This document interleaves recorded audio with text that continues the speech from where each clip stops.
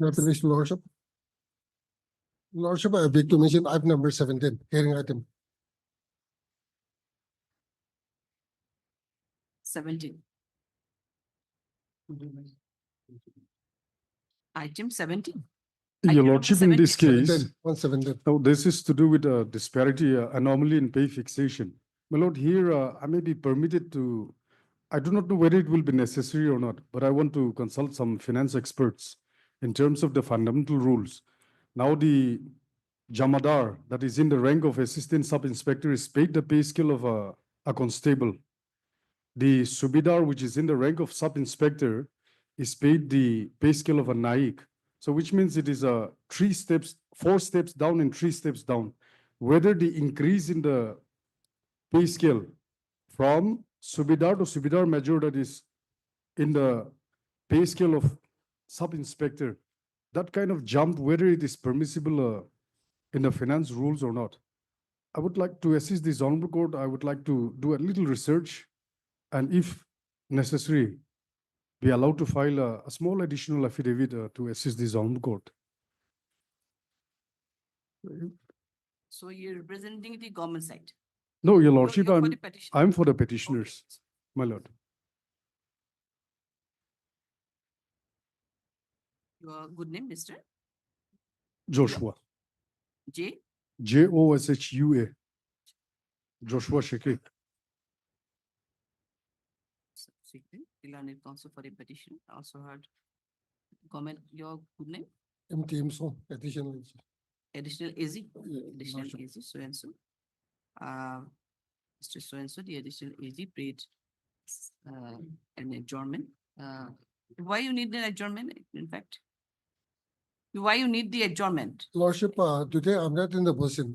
In the meantime, the petitioner also wants to further clarification. Mr. J. Soki further submitted that he wants some more time to get some clarification in regards to pay structure. And he will, if necessary, if required, he will also file an additional affidavit in that regard. Prior to list the matter, when you want to list it after 3 weeks, you want? My lord, How it may many be listed weeks? after 2 weeks that. After 2 weeks? My lord. List accordingly. No, after 2 weeks, within 2 weeks, will you be able to take Yes, the I instruction? will definitely file it, your lordship. After list the matter accordingly after 2 weeks. Obliged, your lordship. Ladies, may I mention item number 16? Ladies, the company, I'm for petitioner, this is a quashing petition. Hmm. The company went insolvent and the proceeding is before the NCLT in Hyderabad. Hmm. I'm yet to receive an instruction. Meantime, the respondent 1 and 2, which is state of Nagaland, and then the private respondent, they may file a reply if they need be, if so. Have you filed any reply from your They side? are yet to. Yet to. Yes. So you're representing the government. You're for the state. Now, Ladyship, I would like to verbally submit my argument. Not verbally give my argument. Not you written. don't want to file any Yes, objection? yes, ladyship. Okay. Ladies, I'm requesting this honorable to kindly list maybe after vacation or somewhere in the month of July. Meantime, I'll seek an instruction. We are having this vacation from 1st of July. Summer vacation is also here also. Okay, 1st of July till First to 13. 1/3.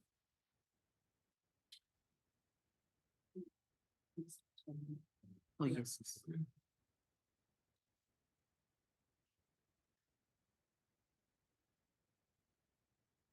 At a request made by the learned counsel for the petitioner, Mr. So-and-so, the matter is adjourned, enabling him to take instructions. For his, you want to take some instructions here Yes, ma'am. from your client for the instruction. One regard we are saying, in which regard you want to take instructions? No, the company went insolvent. Insolvent, no? Yes, insolvent. So there is a proceeding before the NCLT in Hyderabad. Okay. So all the employers, most of them have resigned whom I have contacted. Okay, I'm yet to receive the instruction. to take some instruction from his client. To that regard, he learned government, you are government advocate or? Yes. Government advocate, MS so-and-so, raised no objection and submitted that they were going to file the written objection and on before the next date of listing. On or before the next date of listing. Also heard you are Mr. Bandang. Private respondent number 2. Private respondent number 2. Yes. Also heard Mr. So-and-so appearing on behalf of private respondent number 2. List the matter accordingly after vacation. After vacation will do? After vacation, after summer vacation. Deeply obliged. May I please, Your Lordship, I beg to mention hearing item number 19 and 20, Your Lordship. If this matter may be listed next week on These matters were in fact, it was a fixed matter. Yes, Your Lordship. Then Can it be next week 27, Your Lordship? we are you're for the opposite side. I'm for the Respondent? state. I'm for the state. Your state or private respondent? State. State. At a request made by the learned counsel for the petition. The matter is adjourned to which the government advocate also raised no objection. So and so. Is the matter when you are want to? Next week, Your Lordship, Tuesday. Next week, 27. 27. Yes, Your Lordship. Okay, 27 will okay for you? 27, I should like. 27, 5. May I please, Your Lordship? Yes, I beg to mention item number 30, hearing item number 30. I pray that this matter may be adjourned for 2 weeks. As my senior has some personal difficulties to attend this matter today. your senior is Mr. Jamil. Yes, Your Lordship.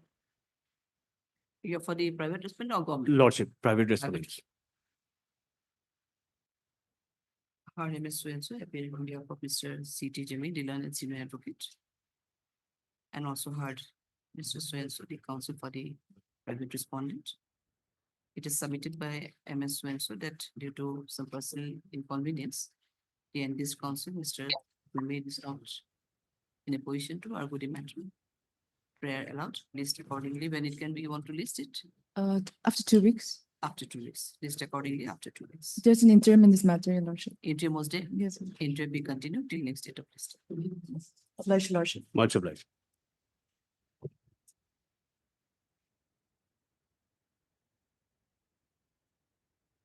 For motion, item number 1.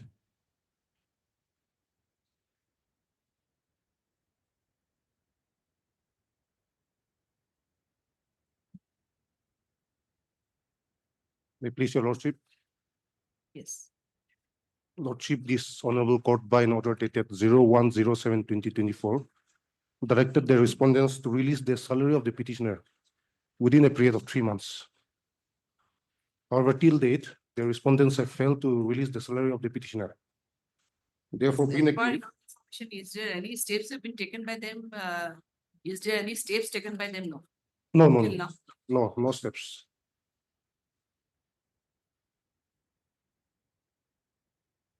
The order is, Three respondents are there. No? yes, my lord, Difference. yes, my lord.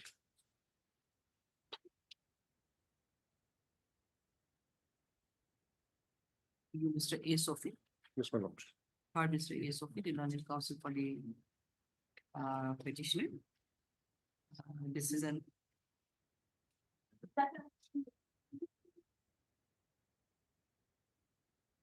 the- this is an application under section 12 of the Contempt of Court Acts, read with Article 1(5) of the Constitution in India for drawing a contempt proceeding against the respondents' contemnants for their willful and deliberate violation of Court Honorable Court's order dated 01/07/2024, passed in WPC 218 of the 2023 by the respondent number 1, 2, and 3.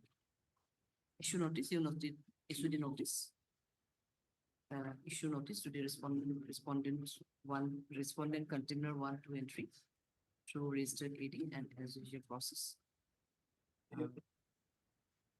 List accordingly after 3 weeks will do. 3 weeks, my lord. After 3 weeks, list accordingly. Obliged.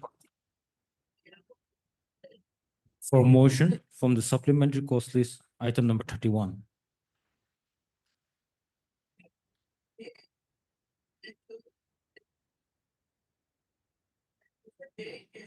May I please lordship? My lord, the petitioner is challenging the detention order passed by the special secretary. So at this stage, notice may go. Since when he is in detention? My lord, the detention order was issued on 20/12/2024. 2012, 2020. Yes. Prior to that also he was in custody. He was already in custody in connection with NDPS case. Yes. While in custody, judicial custody, detention order came out and therefore he has been detained. So that at this stage, notice may go and then.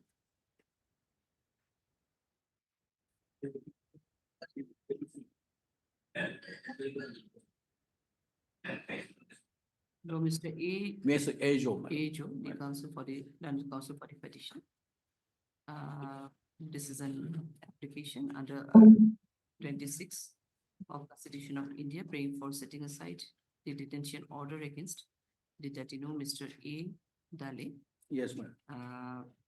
which was passed, On passed on 2012 12, 2024, 24. issued by Special Secretary Home Department. Yes, Dr. ma'am. Nagaland. Posted. Next, issue notice to all the respondents to register AD and as usual process, list accordingly. You are appearing here. Yes, I'll accept notice for state respondent number 1 and 2. State respond number 1 and 2, Yes. so and so. However, no formal notice is required to be served. 3 and 4. on State respondent number 1 and 2, Only 3. as they have already appeared through. You are government advocate or Yes, yes, Mr. K Angami. A. Angami appearing for 1 and 2, Yeah, 1 and 2. and you are Mr. You are appearing for For 3 and 4. 3 and 4. Yes, So you have already appeared now. No, my lord, I'm for the respondent number 4. 4. Yes, my lord. Further, no need to submit a formal notice on the respond number 4, as is already been appeared through Angus Council. However, the steps may be taken for the respond number 3. So you need some time for Yes, filing of this. 3 weeks. 3 weeks. Further, it is submitted by Mr. A. Angami, the learned government advocate, and Mr. You are Mr. Jing Yang Pom on behalf of Yanrawadi CGC, my lord. CGC. Yes, my lord, on So behalf and of so are Yanrawadi. appearing on behalf of so and so CGC. Also submitted that he also needs some more time to file the written objection. This 3 weeks will do or 4 weeks you need? You need 4 weeks or 4 weeks. 4 weeks. List accordingly after 4 weeks. By the time you also take your steps for test one number 3. 4 weeks will be much. 3 weeks will do Three or weeks. 3 weeks? Okay, 3 weeks. This time. My Because lady, your petitioner is custody. Okay. my lady, I think this is, since habeas corpus matter, maybe next returnable date, it should come before DB, I think. Ah,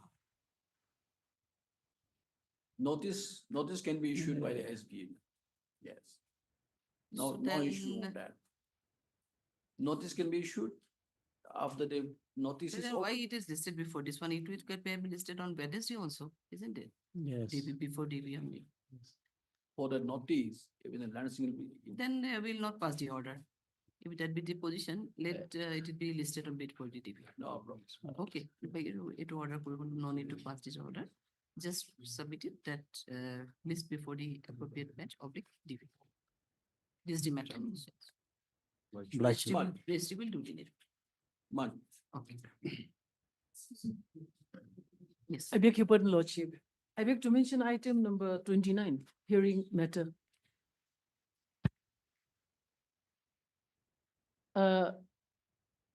Yes. All the 29. parties have agreed and the Lordship made the letter be fixed on 29th as a fixed item. 29. 29. Let it be. That is until Thursday. Next week, because 29th, there may be some issue because if I cannot pass the order on 30, then it may be again I have to carry these things. So let it be on,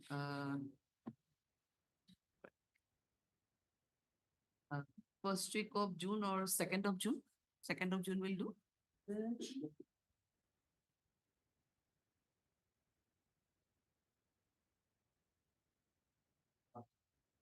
Then June 2nd, 2nd June. 2nd June, second. as a fixed item. With the consent of the other side, the Learned Counsel for the petitioner paid for an adjournment. List the matter accordingly on 22nd, 2nd of June. 20, sorry, 2nd, 2nd June. yes, 2/06/2020. Okay, we are listing. Obliged. As a fixed matter, we are listing. For admission, item number 2 and 3.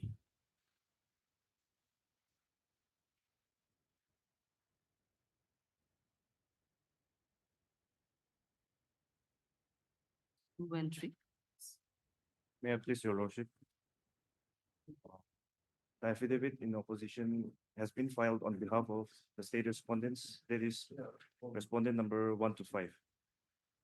And we have received the same only recently, so I humbly request your lordship to grant 3 weeks time to file our affidavit in reply.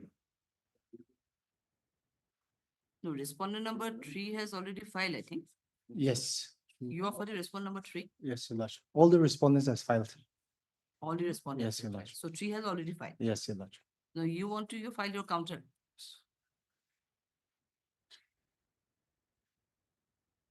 Go to 2 and 3 একেলগে কৰি দিব। Admission আছিলে। Hard Mr. You are Mr. H. Madam Konyak. নামটো লৈ লওক, so and so. For the petition and also heard, you are Mr. M. Longkumar, State. M. Longkumar State of State Yes, Your Lordship. Government Advocate for the State Respondent.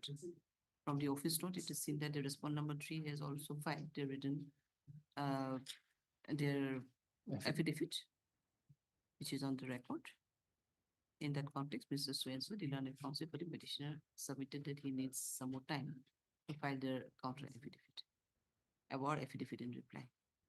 List the matter when you want to, After 3 weeks, your lordship. after 3 weeks. Will do, Your Lordship. list accordingly after 3 weeks. Obliged, Your Lordship. Item number 4 to 10.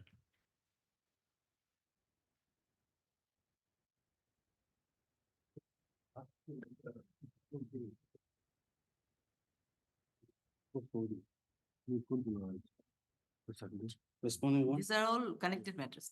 Yes, my lord. The present contempt, case of contempt petition was filed for non-compliance to the order dated 21/11/2023. Passed by this one. 21/11, 21/11/2023. 2022. 2023. Shift here, the number of writ petition. Lordship, but in compliance to the direction passed by this honorable So court. all the contempt, respondent contemnants are here present? Yes, There are, Your because Lordship. connected matters, there are 4 to Yes. 10, all matters are here. Yes. Lordship, in compliance to the direction passed by this honorable court. Yes. Ministry of Road Transport and Authority. Ministry of Road Transport, Lordship, they have already sanctioned the amount. And the state authority, they have started dispersing the amount. Lordship, so no contempt license. The meter may be closed. Last order was on 15/4. Yes, Lordship. 15-4.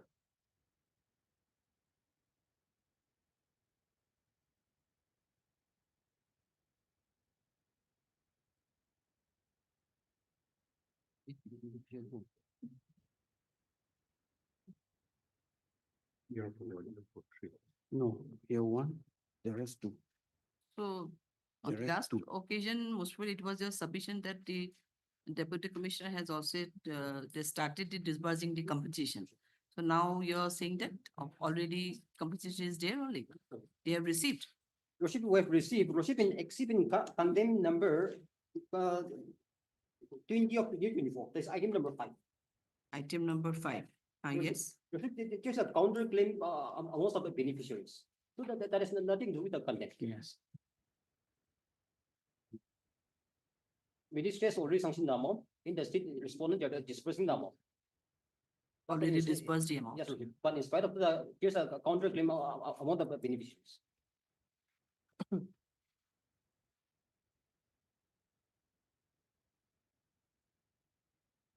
These are beneficiaries in a sense, they have also been, compensation was already disbursed on their, this item number 5 also. The state I have not respondent. gone through the records. In fact, it was records Yes, where I yes, was Lordship. misplaced, it was not there. Lordship, the issue is this, the state respondent, they are ready to disperse the amount. Disbursed the amount. They are Huh. ready to disperse the amount. Okay. But it's a counterclaim among the beneficiaries. Counter claim. Amount of the beneficiaries. So that is nothing to do with the contempt proceedings now. May I please, my lordship, the order of this honorable court was to let the Union of India sanction the amount. And thereafter, the state respondents in the capacity of the deputy commissioners of various districts are to disburse the amount. We have received the sanction amount from the Union of India, and the deputy commissioners of the respective districts have started dispersing the amount. And therefore, no contempt lies, your lordship. So what he is saying for item number 5, that I have understood, but item number 5, was there any other issues? Your lordship, the dispute between the beneficiaries cannot be decided in this contempt matters, your lordship. Oh, this was the dispute between the Beneficiary, yes, your Okay, lordship, okay. yes. Yes, It's nothing to do with the. no, it's nothing to do with the contempt matters, your lordship, and therefore this contempt may be closed, my lord. Okay then, so you want to file any affidavit in that No, regard or? no. Okay, then your verbal submission will do otherwise. So these 4, 5, 6 matters will be closed now. Lordship, no, Or you can work, yes, All the contempt petitions. Yeah, all the contempt. All the contempt petition may close. that's what I'm saying, all the contempt. Yes, petitions, yes, yes, from 4 yes. So, to 10, Yes, even 5. even 5 also. yes, Now, just now he has said that there is nothing to do with, because these are the Exactly. beneficiaries. yes, these are the disputes between beneficiaries. So this has got nothing to do with the contempt matters, your lordship. This will be item number from which to which? 10 to 10, yeah. 4 to 10.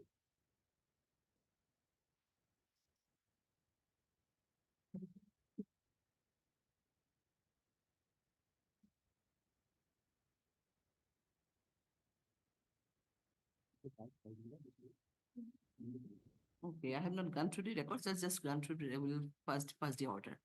Otherwise, every 4 to 10 may be closed, I think. So, Lordship, even 5 also may be closed. Yes, yes. 4 5 to also. 10, 4 to Lordship. 10, I'm saying 4 to 10, even 5, Yes. including 5. Including, Including 5. including. You- So otherwise, you are 4 to 10, all the contempt petitioner, you were, sorry, you're the petitioner for the petitioner, you are appearing.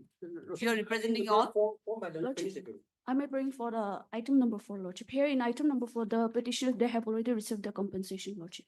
Yes. Yes, Lordship. So arrest, Lordship, from 5 to 5 to 10, 10, you are appearing? 5 to 10 I'm appearing. 5 to 10. Naam kita load over. Take the names. Your lordship, our names may be recorded because we are representing different, Yes, that's why I yes, just your asked lordship, that. yes. You just tell us the name, all the names representing the contempt petitioner, contempt respondents, contempt non-respondents, as well as the petitioner side. 4 she is appearing, and from 5 to 10, Mr. Swenson, he is appearing. And the rest, the contempt, contempt only respondents are also there. So in item number, there are 6 items, so you are all representing. Yes, yes. Just please give us the names. And Lordship, because that lordship, does not lord- contain- lordship. Okay. I'll pass you on. Lordship, deeply obliged.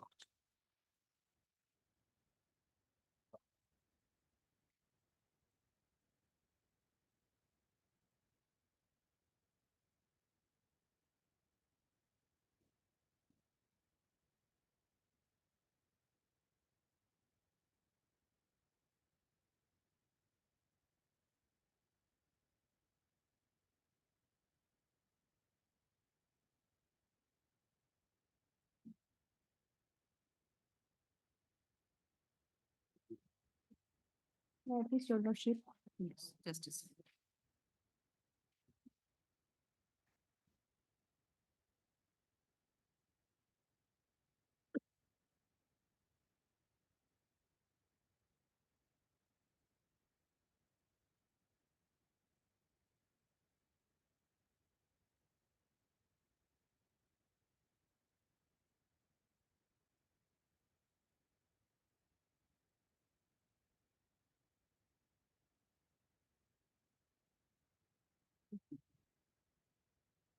Noticed. This one, in the chamber, I'll pass you on. Please give the names, all names. Yes, I beg to mention hearing item number 25 and 26.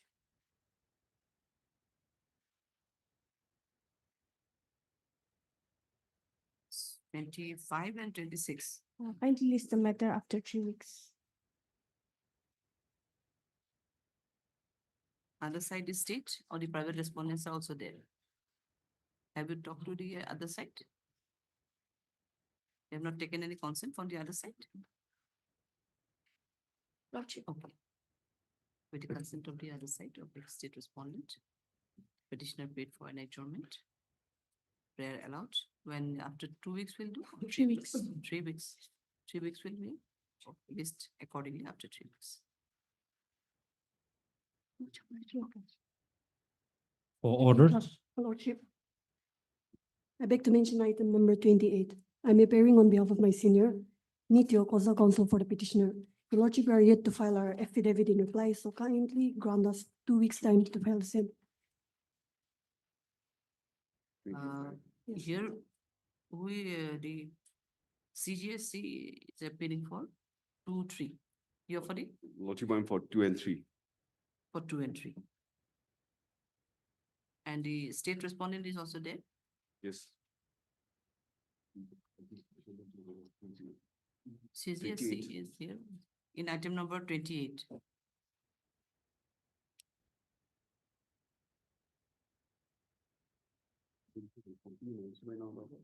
Otherwise, my lord, I find my affidavit also. Where in the item number Yes, 28, ma'am. you are paying for the state. Yes, ma'am. Habeas so appearing on behalf of Mr. N. Koja for the petitioner and submitted that they need some time to file their affidavit in reply. In that context, you have 2 and 3, you have already filed your. Yes, Lordship, I have already filed. Mr. M. Jamil. Lordship. Jamil submitted that he has already filed his written, affidavit for respondent number 2 and 3. And Mr. LD Sankam, You are appearing. additional AG for the state response. CGSC. Additional AG. Additional, so and so additional AG appearing for the state respondent, submitted that he also need some time to file their affidavit. You have not. We have already filed. Affidavit, you have already. Yes, Okay, then he going to file only the Reply. reply. Yes. How many weeks you need? 2 weeks. List accordingly after 2 weeks. Okay. for orders, item number 11.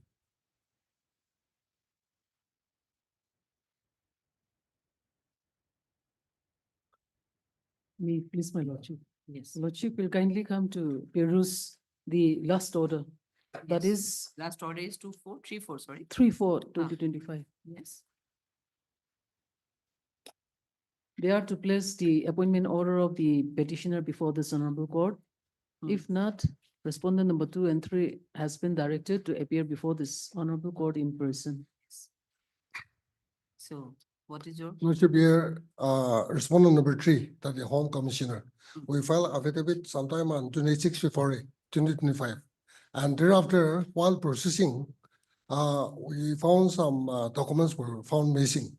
So immediately we communicated to the respondent number 2, that is ATG Nagaland, that the documents, missing documents were appointment order, service circulation, service confirmation order. All those documents were found missing. So immediately after corresponding with the respondent number 2, the respondent number 2 also communicated to the accountant general. So as per the information, that we are not receiving those information from the accountant general. So unless a time is given, we are already ready, but without those, we have to comply to all the administrative procedure. So without those documents, we are not in the position to meet the direction of the animal court. So again, time and again, the lordship, we need some more time. This later But on communication, the last occasion, most probably from your side, it was submission was there that the last stage of issuance of appointment orders. Thereafter, now yes, again yes. saying that some Yes, documents are yes, missing. your lordship, after we filed affidavit on 26 February. So as and when we filed the affidavit, we receive all the information from the PHQ. And on perusal of all those documents, again, we found some, we discovered some documents which are very vital for settlement of this petitioner's case. So we again communicated to the DG Nagaland. And DG Nagaland also, again, since the appointment order, all those documents were not available in the DG office, they have already communicated to the AG Nagaland, Accountant General. So we are waiting for that. Otherwise, everything is already set. As and when we receive all those documents, we will finalize the matter, definitely. Otherwise, we are not sitting on the direction of the honorable court. Lordship, this is not my matter anymore. The appointment has to be done within two months. That was the direction of this honorable court, and the order is 14/2/2022. Now 22, 23, 24, 25. 25, 4 years contempt pending, Lordship. And on our part, this is between the honorable court and contempt of this honorable court's direction. So this is the same thing that they have been submitting for the past, and in February already, they are saying the same thing. The last time also they said the same thing. And now they are saying they are waiting. Who will pass the orders? Who will give those documents to them? They are the appointing Now, how authority. can you say if those documents are suppose not? Where is available in the AG? office of the DG also, then where from you are getting those documents? No, now? no, last, we are expecting that accountant general, we are expecting from there. Hmm. So unless we get a positive reply, we have to, since we are getting any development, we have to keep on repeat the same submission only. We are in such a position now, your lordship. Then Because if suppose tomorrow AG says that we don't have such kind of information with us or we don't have the document, That's all. then what will you do? the thing is, your lordship, we have to comply all the Now, administrative what is the procedure. documents you need now? Appointment order, How can appointment order be in AG? This service is- circulation order, all This is the those. first time. There cannot be any appointment order because But- your contempt is there only for the appointment. Exactly, order. Lordship. Yes. So I am representing the home. And now it is not available, the respondent number 2, DG Nagaland. In the submission of the DG Nagaland, it is not available. So your Now, lordship, who is she? Who is she? Is Home Commissioner, Nagaland. So you are representing home commissioner, respondent number 3, 3. lordship. And 1 and 2. I'm representing number 2. So what is your say regarding those documents? He is saying that those documents are not available in your office Yes. also. So Now, who from where it will come now? since it's the short documents are not in the office, so we have written to the AG, Accountant General, to kindly furnish the necessary documents. Now, AG will keep the documents if there is an appointment order, then obviously those things will be there with the AG. But when there is no appointment order at all, now what kind of information So do we are you get waiting from? for a sort for the service book, because in the service book, everything will be there. They were earlier it was appointment was there. No, Lordship. Then This service is just book, within the. how service book will be there? If Lordship, suppose no appointment order is there, then how AG will prepare this service book for any person? Because AG, the work of AG when started, No, if but any appointment is there, Yes, my then lady, only. what happened was the father of the petitioner. We have sought the documents in respect of the father of the petitioner. who Father have- of the petitioner. Yes. Yes. Compassionate. who this is as- compassionate appointment, basically Lordship. Okay, compassionate okay, then, appointment. okay, compassionate, and then? So since the documents sought by the home respondent number 3 was not in the custody of The the, person died, I think his documents are not available in your office now. no, because it's an all records. It's an all So record. you have to, somehow you have to. So we are trying our best to trace out this file, and as well as we have sought from the AG office. The because they purpose are of custody- compassionate appointment is already gone. 4 years are already left. Exactly, Lordship. My father died 9 years back. And this is what they have been doing and Lordship, Now strict, tell me strict in strict sense, when will you be able to get the information?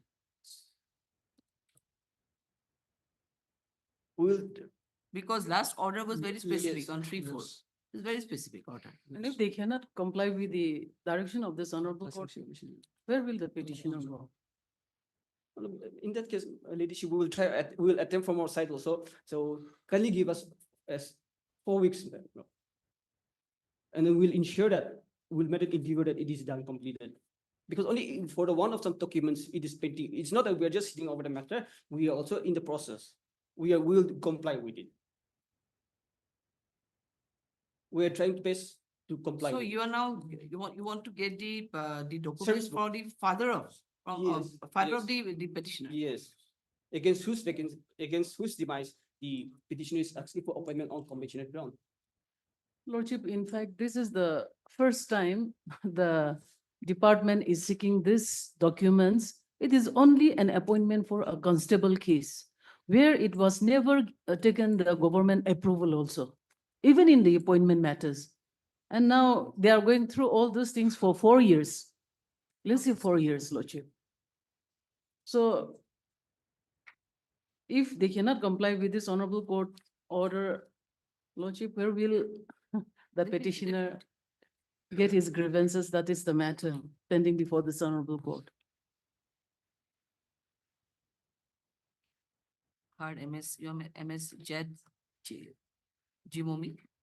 You are MS Jed Jimomi. Lordship. You can see the order from here also. Heard MS Jed Jimomi, the learned counsel for the petition. And also heard Mr. MTM Song for respondent number 2, T. 3. Song for the respondent number 3. Lordship. You are additional AG, Lordship. additional AG appearing for the respondent number 3 and Mr. And Long Kumar. and Long Kumar. Long Kumar for the respondent number 2. You are appearing in this tank top. But I'm appealing for the Director General of Police. Respondent number 2. Respondent number 2. So and so. It is submitted by MS Jijo Momi that as per the last order dated 3/4/2025, the contemptor respondents were directed to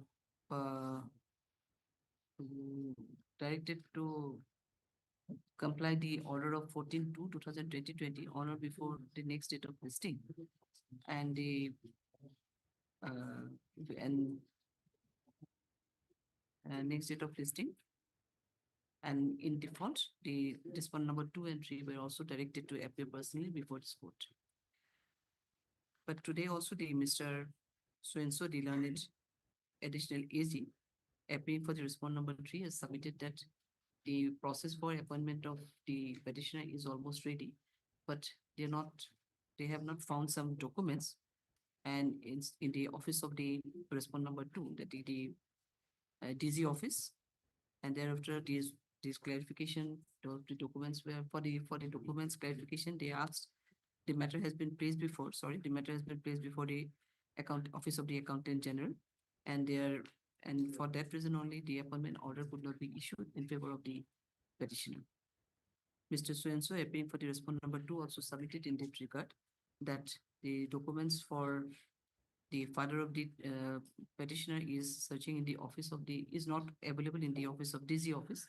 And for that reason, they have also wrote a letter to the office of the AZ for supply of those documents if available. However, it is submitted by the council for the respondents that that assured that appointment order may be issued within 4 weeks from today. And they're trying to get all the information from the office of the DZ as well as from the office of the AG, that is the accountant general. But you have not filed any affidavit in form of affidavit. Do you filed Yeah, today? yeah, I have already filed affidavit. No, today also. They have This not. process, They have not. process are going on. No, This is your it's not private filed. submission only. It is, yeah. The correspondence of the letters, we have corresponding the letters to the offices Your of the lordship, DCP or AZ. You have not. this letter I have already submitted the place before the lordship.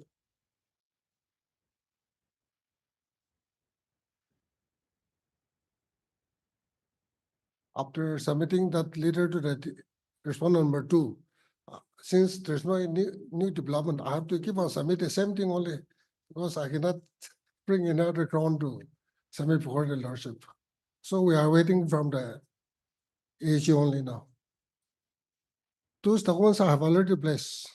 So the learned additional AG also submitted in this regard that they have made correspondence with the concerned department and waiting for concerned department already in many occasions. But still that they did not found any clarification from the department of DCP as well as the accountant general, office of the accountant general. Next para, hearing the submission made by learning council for both sides. The respondents are hereby directed to what kind of direction? You are not complying with the Lordship, direction. Yes, Lordship, next time also they will, if they come with the same plea, what will be the outcome?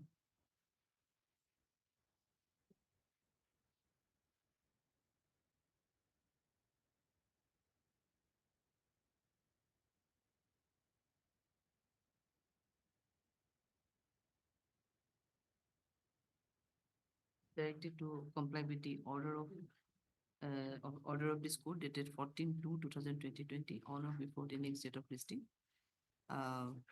In default, the respondent number 2 and 3 will personally appear before the court and will show cause as to why, in spite of repeated direction, the order could not be complied with.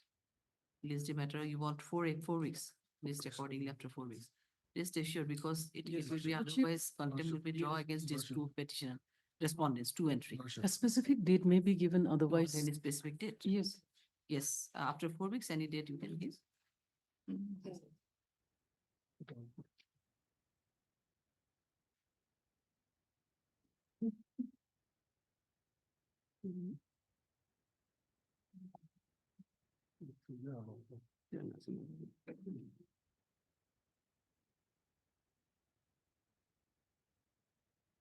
Four weeks, any date after 4 weeks, any date you can. June 24th? 24th of June. June 24th? Yes.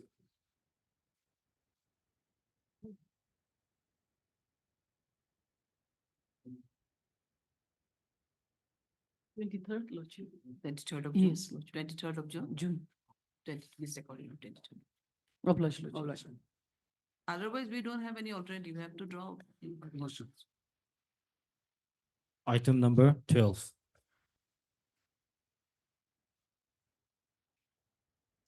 May it be the lordship. Yes. This is also a contempt matter. In fact, item number 4 to item number 10, the lordship has just taken, is basically an identical matter. However, the circumstances here is that though in those matters, payments have been made for compensation. Here, for this particular stretch of road, nothing has happened, your lordship. In fact, what they are doing, if I may just place, lordship, initially there was a PIL filed, PIL 9 of 2019, which was the main matter, wherein This is basically a two-laning of road project in entire district, in the entire state of Nagaland, wherein there were damages that took place. When the road constructions took place in the upper reaches of the hills, because of the debris that fall, there were a lot of damages to the houses and the farms of these people. So that led to an assessment in the entire state. Now that assessment reports total comes to around 120 crores. Now for PL 19 of 2023 was initially 9 of 19 was filed seeking for a particular batch of areas of 60 crores. Therein, the division bench of this honorable court passed an order saying that yes, the amount that is there in the assessment has to be paid. Accordingly, it was forwarded to the ministry, sanction orders came, and payments were made. Because of that writ petition, I mean PIL, where the orders were passed, another batch of writ petitions were filed, and this particular PIL, the present PIL, out of which contempt arises, was filed as a second round of litigation for the other areas. Total 120 crore, 60 crore in that first case, and another 60 crores for these writ petitions and this PIL. This PIL is basically for an amount of 4 crores 71 for a stretch of area called Juneboto to Chakabama Road. And the stretch of area is for the amount is 4 crores 71 lakhs. Now, in these batch of writ petitions and the PIL, judgments were passed based on the PIL judgment, initial judgment, and similar orders were passed, saying that yes, this assessment, the quantified assessment has to be paid, the amount has to be paid, and according directions were issued. Writ petitions were taken up separately, judgment was passed, this PIL was taken up separately, judgment was passed. Direction was very specific, that there is no dispute regarding the amount that is in the assessment seats. There were a lot of large assessment seats, field verifications done in the year 2016 based on these damages. And on that assessment seats, orders were passed, contested, and orders were passed that this amount has to be paid. Now, in the writ of that batch of writ petitions, item number 4 to item number 10, the authorities are complying, payments have been made. Now, for this particular amount, wherein there are specific orders, in fact, similar orders by a division bench saying that it has to be paid. There is no dispute regarding the quantified amount, the assessment amount has to be paid. The Union of India has sanctioned the money. The money has reached the deputy commissioner. We are concerned with now the deputy commissioner of Kohima, this area. So the money has been sanctioned. But if I may just place what is happening, the deputy commissioner now in the garb of compliance, if your lordship may kindly read the last paragraph, what he is saying, therefore, the village council chairman of Chedema and Sakabama villages are directed to inform the landowners of the affected stretch of highway as listed in the court order to be present at a designated chainage area from 9 to 12 May for Chedema village and from 13 to 14th for Sakabama village for verification of the claims and affected land and properties. So what he is now doing at the garb of compliance, he wants to reopen the entire issue. He says that I will come there for verification of the claims and the affected land and properties. If I may place your lordship, this damages took place in the year 2015. The assessments, spot verifications were done in the year 2016. Those assessment seats were the subject matter in those writ petitions and PILs, wherein we say that this is what the Yes, government. now what do you want to say now? Now, this is what they are no doing. dispute, in fact. Lordship, here they have included the respondent number 3, the earlier deputy commissioner, Kumar Ramnikan IAS. Now there is a change of guard. Now the new incumbent has, deputy commissioner has taken the place of the earlier deputy commissioner. Now they need to file an amend by filing an amended petition by impleting the new respondent. May I submit? I have instruction to appear for the newly by- respondent lodge. So may I submit something? He is only a subordinate to the chief secretary. Chief secretary is already a party here. Respondent number 2 is the chief secretary. Respondent number 3 is the commissioner of the works department. I cannot keep on impleading lordship. This is ultimately they are prolonging the matter. Just now lordship has seen item number 4 to item number 10. In those other districts, they are releasing this money. Page 3 lordship, page 3 of the contempt. Chief secretary is a party. Commissioner Secretary, Works Department is a party. Why can't they direct their subordinate to make the payments in compliance with this honorable court's order? They are doing it for the other districts. It is only for some lordship. Where from you're saying that deputy commissioner, earlier deputy commissioner was a party here? Lordship, Tomorrow- there is a change of guard, Lordship. So until and unless the No, no, no, newly yeah, respondent is because implicated this as a party, petition- Lordship. In the petition, I have made respondent number 4, who is the deputy commissioner. This is not the case. Oh, what? Contempt case, 21 of 2024.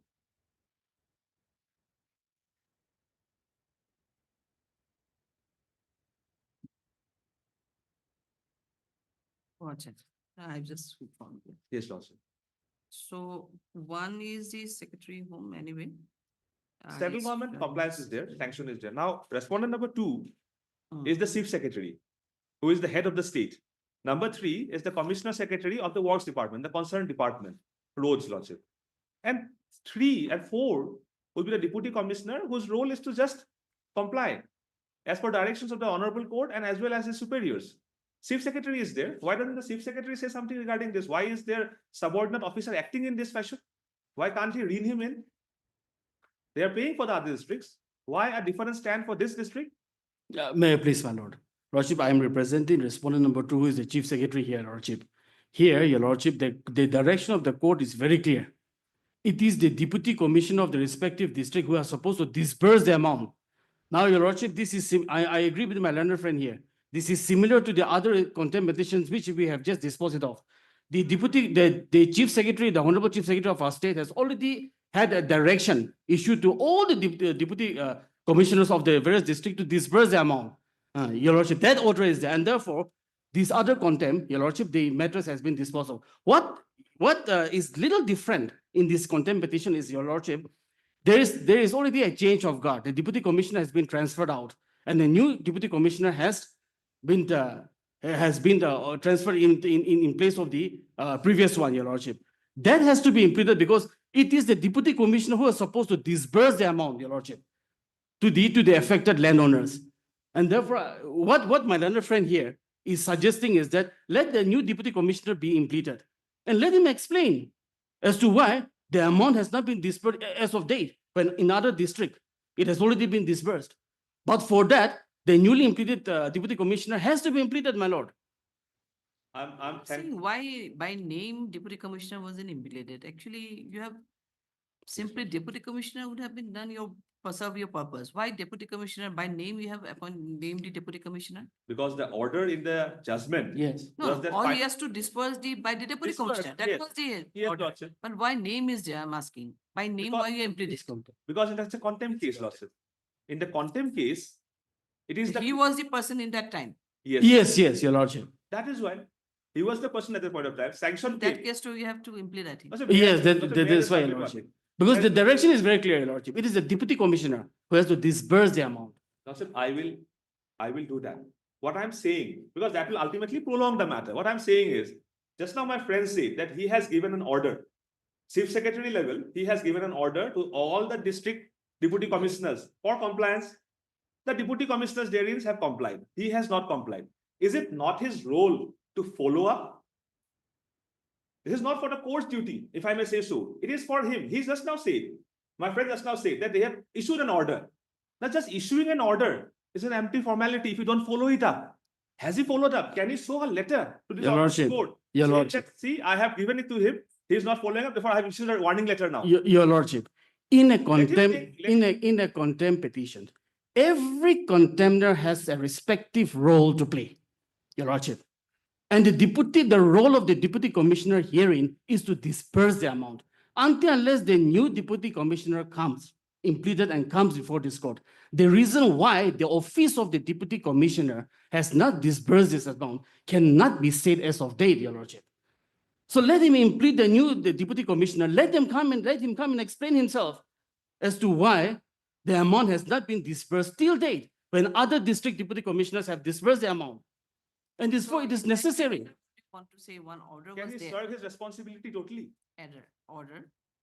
One order he's been placed, Mr. Sharma I'll was just, placed I'll just on give you a order. copy.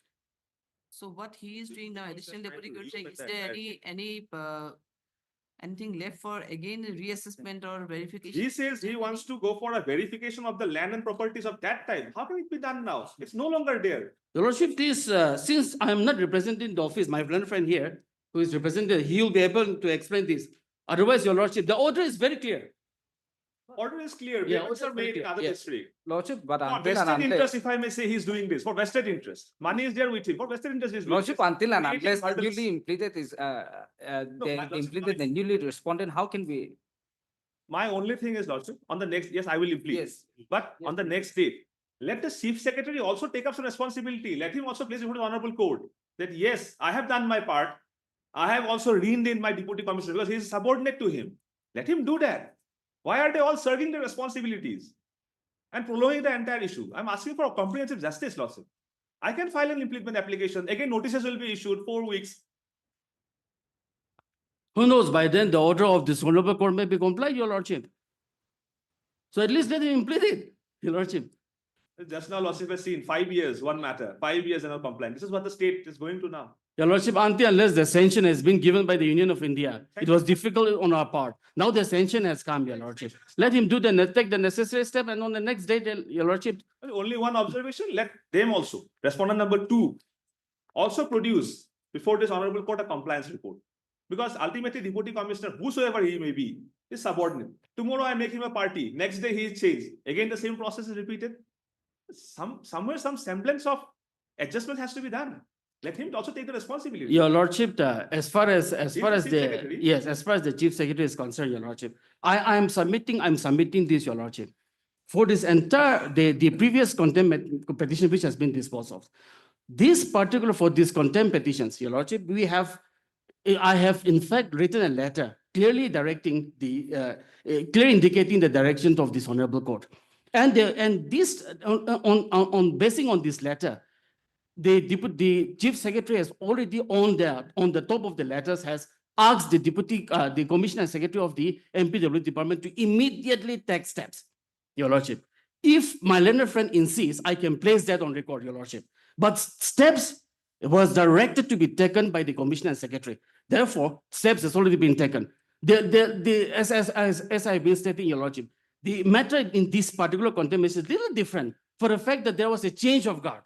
In others contempt matter, there was no change of guard at all, Your Lordship, and therefore steps has already been taken. Who knows? Even in this matter, steps might have already been taken, Your Lordship. But unless the newly deputy commissioner comes before this honorable court, as of date, Your Lordship, it is difficult to say that.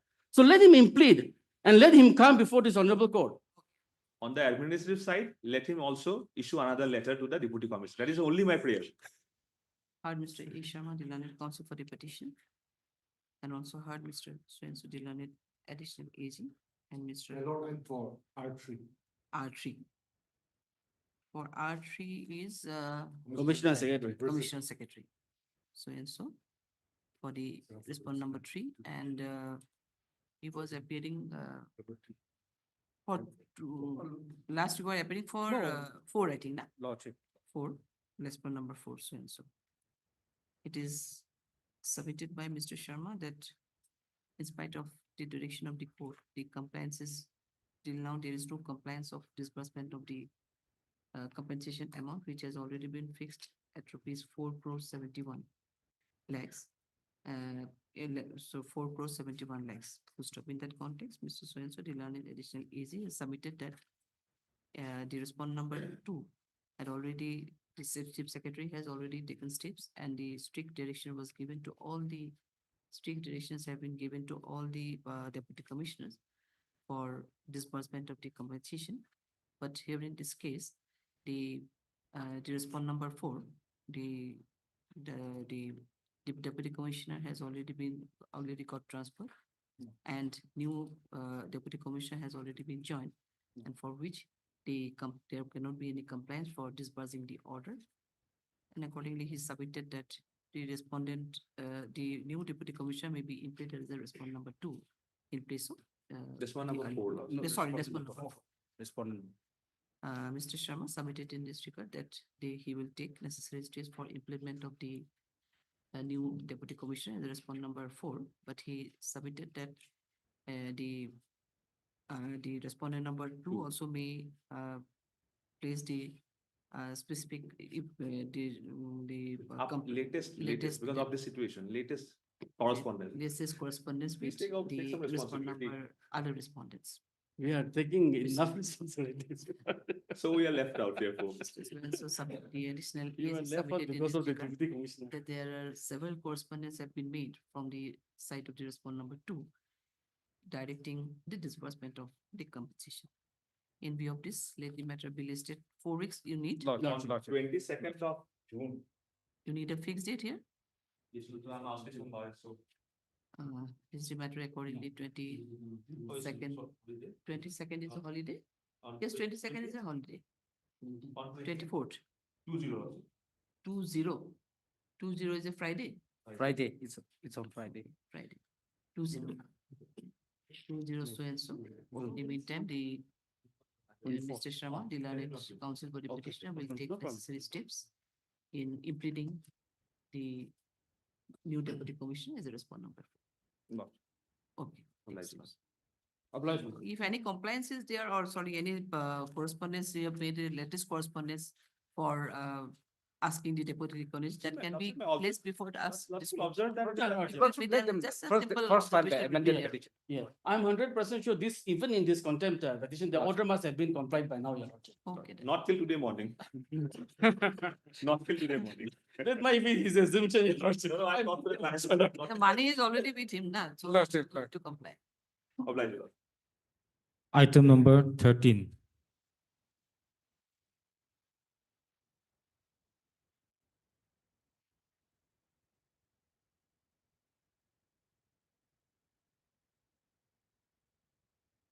Yes, needs little notice. My lord, in this matter, IA 203 and 204, we have received the written objection filed by the opposite party. Your Lordship, here in this matter, the leading counsel is senior advocate S.C. Sharma. He could not be there today because of his pre-engagement in the principal seat. May I pray that this matter may be listed on 12 So you June. have already filed a written objection. Yes, Lord. 12 June as a fixed item. Lordship.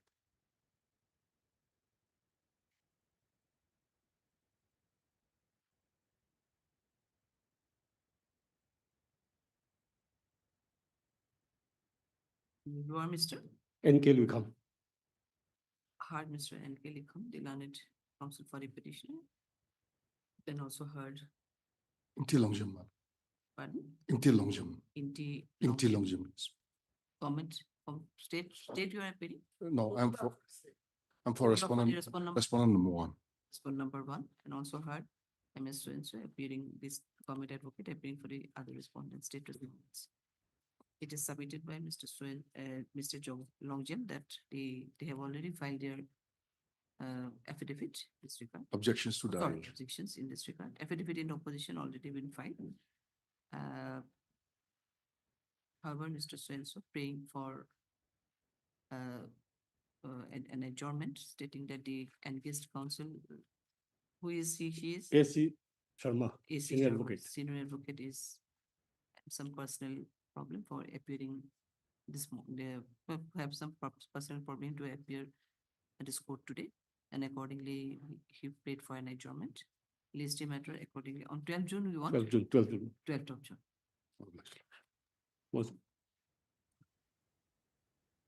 Item number 14. May it please your lordship. Yes. May it please your lordship. Lordship, as per the last order, we have taken steps in this matter. However, lordship, the Dusty affidavit is yet to be filed, lordship. Lordship, may kindly grant us some more time to file that affidavit.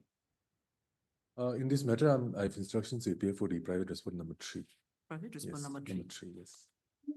So he has already appeared for private Yes, Lord. responsibility. So, even if you, how many respondents are as a whole, dear? Three Respondents. respondents. Yes, One and lordship. two respondents. 1 and 2 are the official Official. respondents. So now you are appealing for 3. Yes, for 3, if I may be permitted some time to file a short affidavit in this regard. Heard MS. You are MS And Begum. and Begum. Yes, lordship. RMS and Begum, the learned counsel for the petitioner. And also her comment side is there. You are appealing for whom? For the petitioner? Yes. So and so, and also heard, also heard. You are Mr. And Iralu. And And Redo Iralu, appealing yes. for the respond number 3 I filed my Bagla this morning. and submitted that he has already filed his Vakaratnama today and paid some more time to file their affidavit in opposition. Prayer allowed. List the matter. For how many weeks you need? Dear? 3 weeks. 3 weeks. List accordingly after 3 weeks. I'm He has already appeared, so no need to file your extra affidavit. He has already appeared. So he's going to file his affidavit in opposition early after 3 weeks. Lordship may kindly record that I do not need to file my affidavit since he has appeared. On the next occasion, it might be a lot. He has already appeared. He has already filed his Zakalatama. That's what I'm saying. It may not be required. Much obliged. 3 weeks. Good. Item number 15.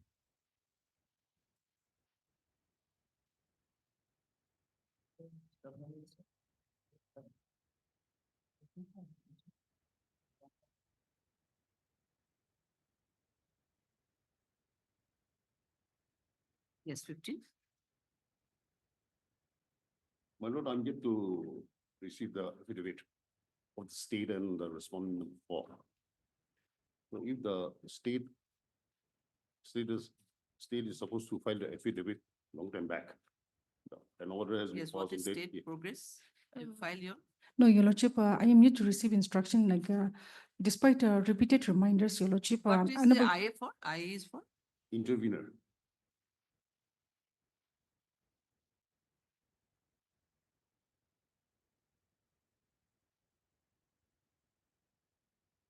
Four, 5 and 6. Is there any objection? Ashib, please show me. I've been appearing for respondent number 1. Yes, you are 41. Yeah, yes, I've already filed my affidavit in opposition. Yeah.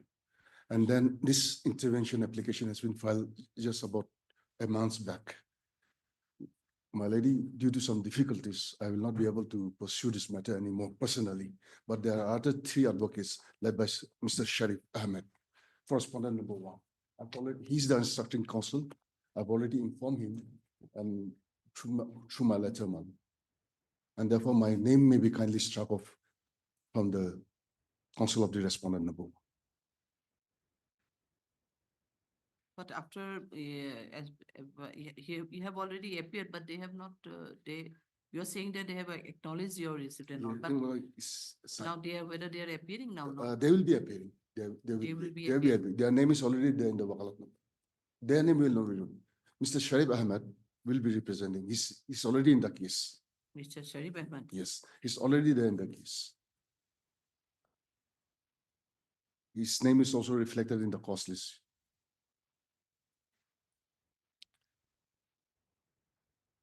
Only my name, which appears at the top. Until Longju.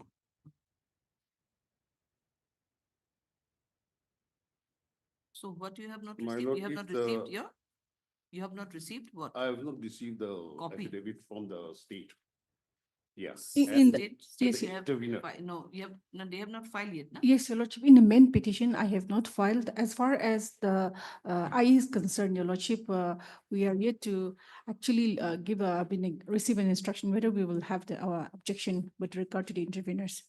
So Because, sometime maybe there may not granted. be any objection on the part of the state also implementing those 4, Yes. 5 and 6. Yes, Your Lordship. If there be the position, you need not file, otherwise you take instructions. Yeah, that's why, Your Lordship, I may need some time for instruction as well as to file an So affidavit in the state main respondents petition. are- What is state respondent, number 8, respond number?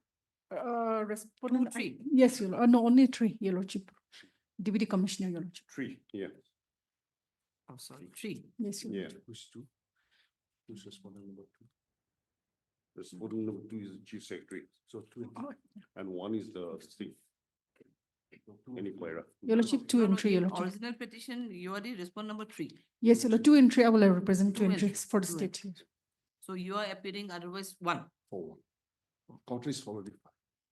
Affidavit is already filed. Yes. Affidavit in I also you have filed or in main petition? Only in the main petition. In main petition, you have also filed? No, or you no, have not filed? in the main also I have not filed. I লগত একেলগে কৰি দিব এইটো। Your Honor, my lord, the intervener, if he is filing his affidavit in opposition, if not, let the matter be heard. I don't think that application has been disposed of till now, until that is for impleadment. So it's not been impleaded yet. That's what it is. I is pending for that only. Yes. You're praying for this one, most probably that is, it's not disposed of because objection part is still there.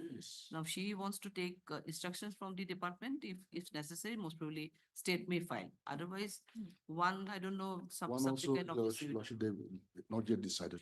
My lord, this order has been passed on 4/3/2024. The state is yet to file the date. Last chance has been offered to the state. State couldn't file.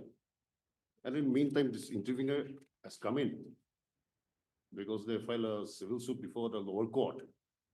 Now, since this matter is pending, they've intervened, just that. Now, if this, the opposite party, No, otherwise it can be disposed of matter, but the question is that they're still now have not taken any instructions regarding the implement of 4, 5 and 6. That's what I'm saying. Let her take instruction if there is, suppose the objection may not be required also. Yes. If that will be the position, then 4, 5, 6 may be implemented as that. In that case, I can be disposed of. That's what I'm saying.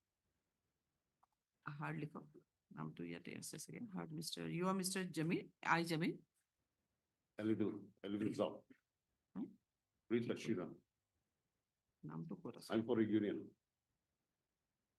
ও আচ্ছা আচ্ছা। যাও হ্যাঁ। No, but I is also filed by you, I think. No. I'm appearing on behalf of the applicants. Oh, that 4, 5 and 6.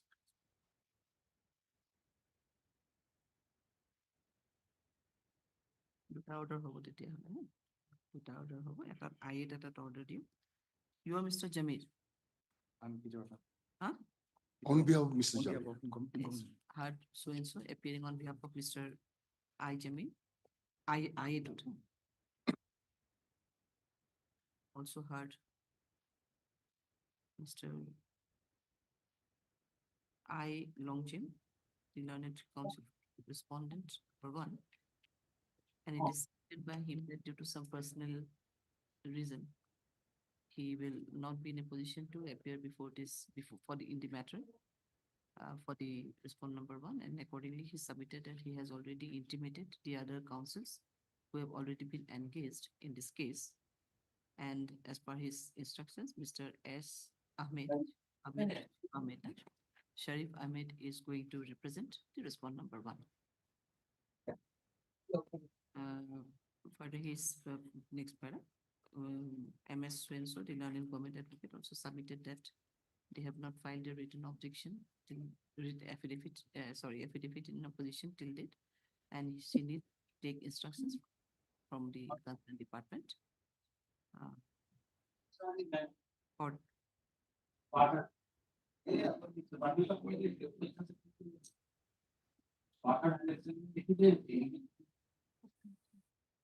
is trying to join someone.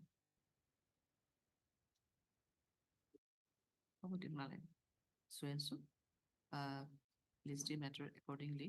You want after 2, 3 weeks or? After 3 weeks. 3 weeks. List the matter accordingly after 3 weeks, enabling the respondents to file their written objection if the affidavit if any. আৰু এইটো I যাব আৰু ইফালে আপুনি with WPC এটা আছে, same order হ'ব more or less. Here, job is for the petitioner. And the other same. Just, submission. Lordship, in that main You have petition, already filed. You have no, already in the filed. main petition, kindly, my lord, that my name may be removed from the case. আচ্ছা। Main petition খনত আহিব, Mr. Jamirov Longjim same submission will be there, and with a request to delete the name of Mr. Longjim from the cause list. However, he submitted that you have already filed that affidavit in opposition has already been filed for the respondent number 1. However, MS Soenso, the learned government advocate, submitted that the state respondent needs some more time to file their affidavit in opposition. list the matter accordingly after 3 weeks, all the Oh, two matters. all this. For hearing, item number 18. May it pleases your lordship. Pardon me, lordship. In item number 14, I forgot to mention that there is an interim order, lordship, that may kindly be extended. In item number 14, Yes, lordship. item number 14, you took the, no, Yama. Item number 14, there is an interim will continue till next date of stay. Much obliged, lordship. Much obliged.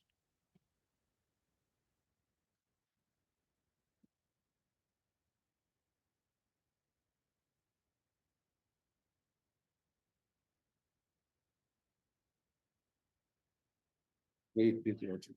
My lord, this matter has a checkered history.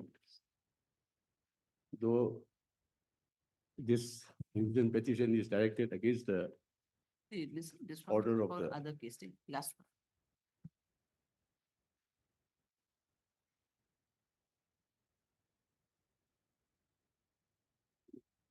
My lord, basically this petition is directed against the order of the district judge, setting aside the temporary injunction order granted by the Court of Civil Justice Division.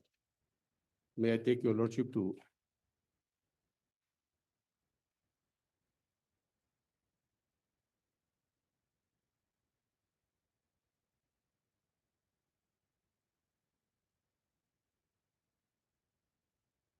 page 250 of the Page 200, petition, madam. 200. Page 250 of the.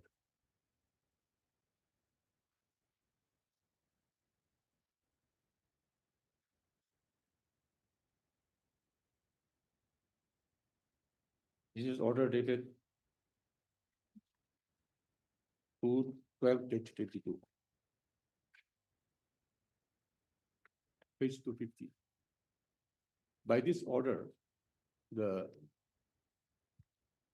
district judge, the appellate court, first appellate court set aside the order passed by the learned civil judge senior judicial Dimapur in IA number 98/2019, arising out of civil suit 5 of 2019. By this order of the civil judge senior division, temporary injunction was granted in respect of the suit length to That maintain was status quo in this vacated? order. Ah. But that order has been set aside by this impugned order. Your lordship, here in the suit, I have impugned the order of the deputy commissioner. That is at page 43 of my petition. This is the order which has been impugned in the post.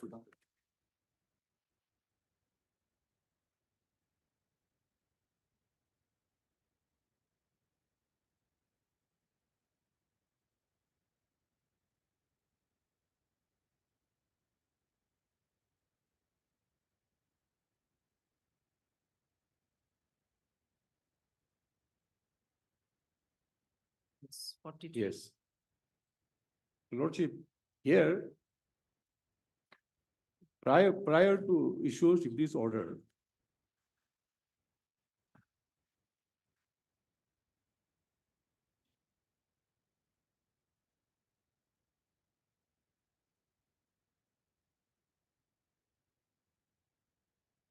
I'll take your lordship to page 79 of the petition. Page 79 of the.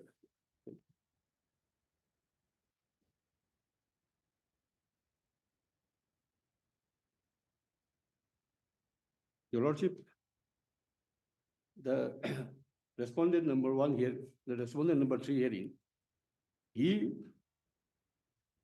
tried to encroach over my land, a portion of my land, which is measuring about 1 katha and 18 lesa.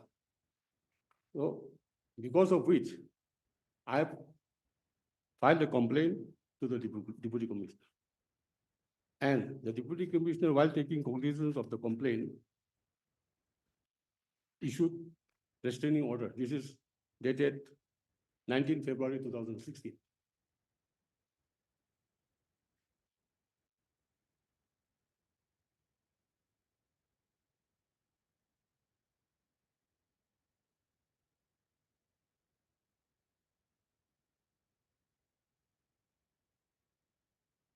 Thereafter, my lord, at page 80, notice was issued for joint spot verification of the suit land. Page 80, that is dated 29 June 2016. Then subsequent notice is dated 30 September 2016. So,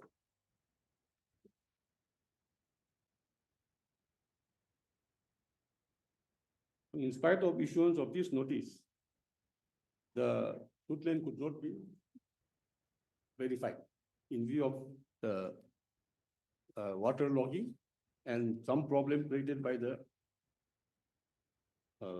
supporters of the respondent military.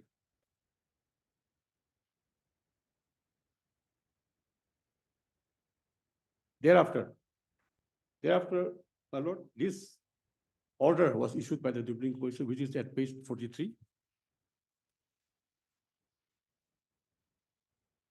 This is 19 September 2018. May I read? My lord? May I read? Order dated Dimapur, the 19th September 2018. Number so and so. In the matter of complaint petition filed by Sri Doshe Y. Sema regarding claims and counterclaims of a plot of land at Block 3 against Sri Inaka V and another plot of Dr. Talachu Chase. Restraining order has been issued to all the party concerned by order dated 19/02/2016 with a direction to the land record survey officer Dimapur to verify survey the land in dispute. Accordingly, the land record survey officer by his letter dated 02/04/2016 submitted the report, wherein the disputing parties has been summoned on 13/5/16 by order dated 10/5/16. All the three parties appeared and presented the statement and documents in support of their respective claims.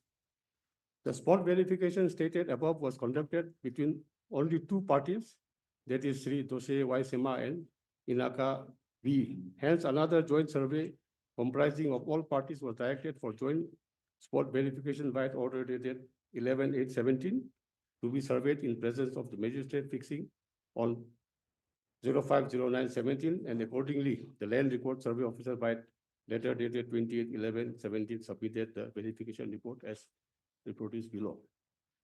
Your Lordship, I'm also questioning this survey report because I was not present during the purported survey conducted by the land record survey officer. Your Lordship will kindly see in the No, box. you were not present, that's why joint verification Yes, survey was there. that was supposed to be done, but that could not be done. In spite of that, this report has been submitted by the LRS. And the report has been reproduced in the box. Government of Nagaland, Office of the Land Record and Survey Officer, Dimapur, Nagaland. This is dated 28 November 2017. The Deputy Commissioner, Dimapur, Nagaland, submission of spot verification report. Sir, with reference to your office order number so and so, dated 11 of August 2017, the spot verification had been done by the surveyor in the presence of ROESE Revenue, LRSO, Head DB, Dimapur, and various concerned parties of Sri Inaka V, Sri Doshe Y. Sema, and Dr. Zala Chuchase regarding a land dispute. The aforementioned spot falls under block number 3, Moza number 1, with original dock number 106 and 113. However, on verifying the ground position and as demarcated on resettlement map, it has been found that plot number 596 is being recorded under name of Dr. Zalachu Chase bearing Pata number 270, dock number 106/431, 106/1652, measuring an area of 04B, 01K and 11LS, and plot number 621 is being recorded under the name of Sri Kaipikung, son of Sri Panjuchung, bearing Pata number 238, dock number 400, measuring an area of 00901K 18LS. Sri Inaka B mutated from this dock, that is plot number 61. My lord, the dispute in this matter is with regard to this V Inaka. So this is the report. Now, the next page, my lord.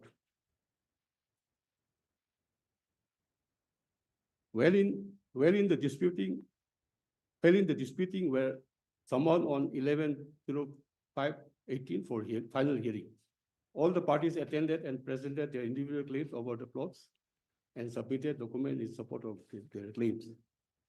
That on perusal of the available revenue records and supporting documents submitted hearing with reference to Land Record Survey Officer report dated above, it has been found thus that the land under Pata number 270 of dock number so and so, my lord, this number 1 would not be relevant for this purpose, for the present petition. Number 2, the serial number 2, this is important. That the land under Pata number 573, measuring an area of 00B 01K 18LS, dock number 753 was initially separated and carried forward from Pata number 64 in favor of Srimati Gaithulu White PC number so and so, dated 13/10/88, and later sold out the entire plot to Sri Kaseto Nirumi White sale deed registered number SD 378/98, dated 14/2/98, and subsequently granted mutation and transferred in favor of Sri Kaseto Nirumi Sema Sono Sri Vikuto Nirumi White mutation case number so and so, dated 16/2/98, which was again gifted to his biological brother Sri Inaka V, son of Vikuto Nurmu White, gifted registered number so and so, dated 21/09/15, and accordingly granted mutation White mutation case number so and so, dated 21/09/15.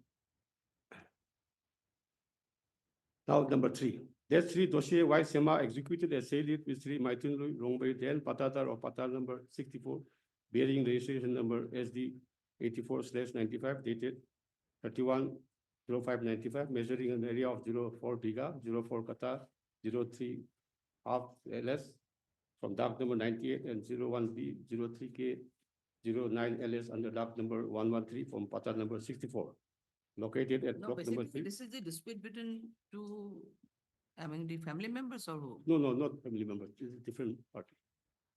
The actual dispute is between the respondent number 3 and the petitioner.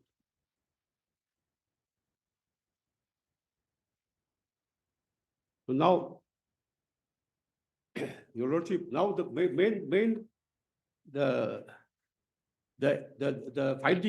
findings of the Deputy Commissioner, that will be very relevant, Your Lordship. At page 46, I'll directly come to the findings.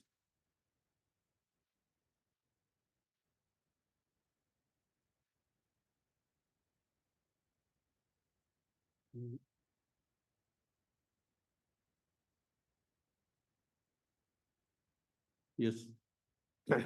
Page 46. Peruse the order dated 13/05/99, wherein Para 3 is court, whereas the land in question is a Pata land belonging to Sri Doshi Y Sema by right of purchase, by sale deed, so and so, dated 7/9/98, covered by dock number 98/113 under Pata number 804/64, unquote.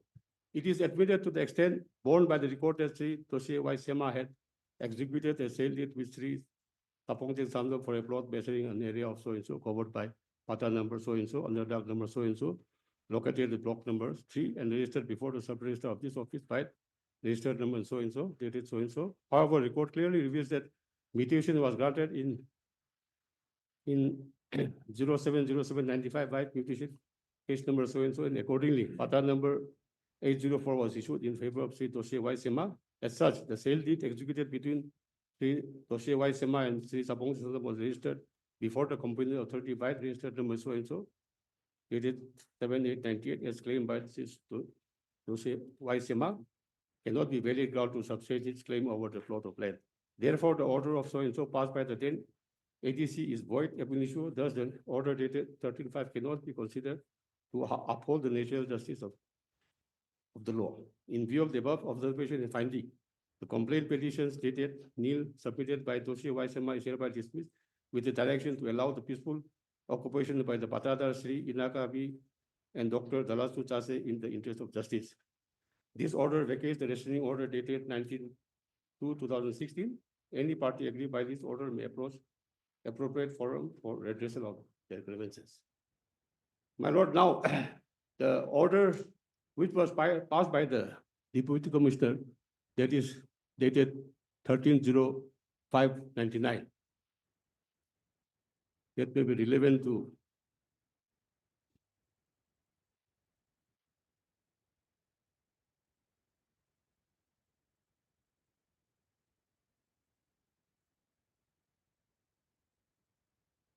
which is at page 75.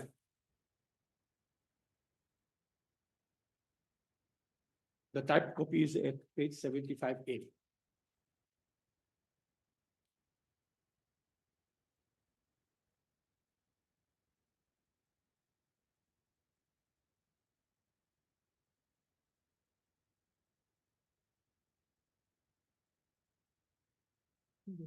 Yes. My lord, prior to this dispute, there was already a dispute way back in 1999 with regard to the same plot of land. So this is the order of the Deputy Commissioner. This is 13 May 2099. It has been reported that Sri Gaidibung has wrongly occupied the land covered by part of dock number 113, measuring an area of 00B 101K 19 LS at block number 3, whereas his actual allotment is covered by part of dock number 98. Moreover, Dr. Zalatsu and Sri Habibung have also encroached an area of 01B, 01K, so and so, respectively at dock number 98 at block number 3. This is not relevant, Lordship. Now next, whereas land in question is a pata land belonging to Sri D.Y. Sema, that is the petitioner, by right of purchase by daily registered number so and so dated 7/8/98, covered by dock number 98113 under pata number 804/64. Accordingly, seen and peruse the technical report and the undersigned comes to a conclusion as number 1, Sri Gaidibung is hereby directed to occupy the area allotted to him at part of dock number 98 with immediate effect. So, my lord, after the issuance of this order by the Deputy Commissioner in respect of the land which was encroached by this Gaidibung, that same land is now under dispute with this respondent number 3. It has been vacated and the petitioner took possession. No, you Thereafter. claimed the right over the land through purchase, isn't it? Yes. So now, Your Lordship, the order of the Deputy Commissioner was based on the report submitted by the Land Revenue, Land Record and Survey Officer. But the report of the LRSO says something, and the findings of the Deputy Commissioner says another thing. Your Lordship, I'll just take back to page 43 because this is very relevant. I'm questioning this order in the suit. I'm challenging this order in the suit. At page 43, in the box, that is the report. Your Lordship, I have to read this thing.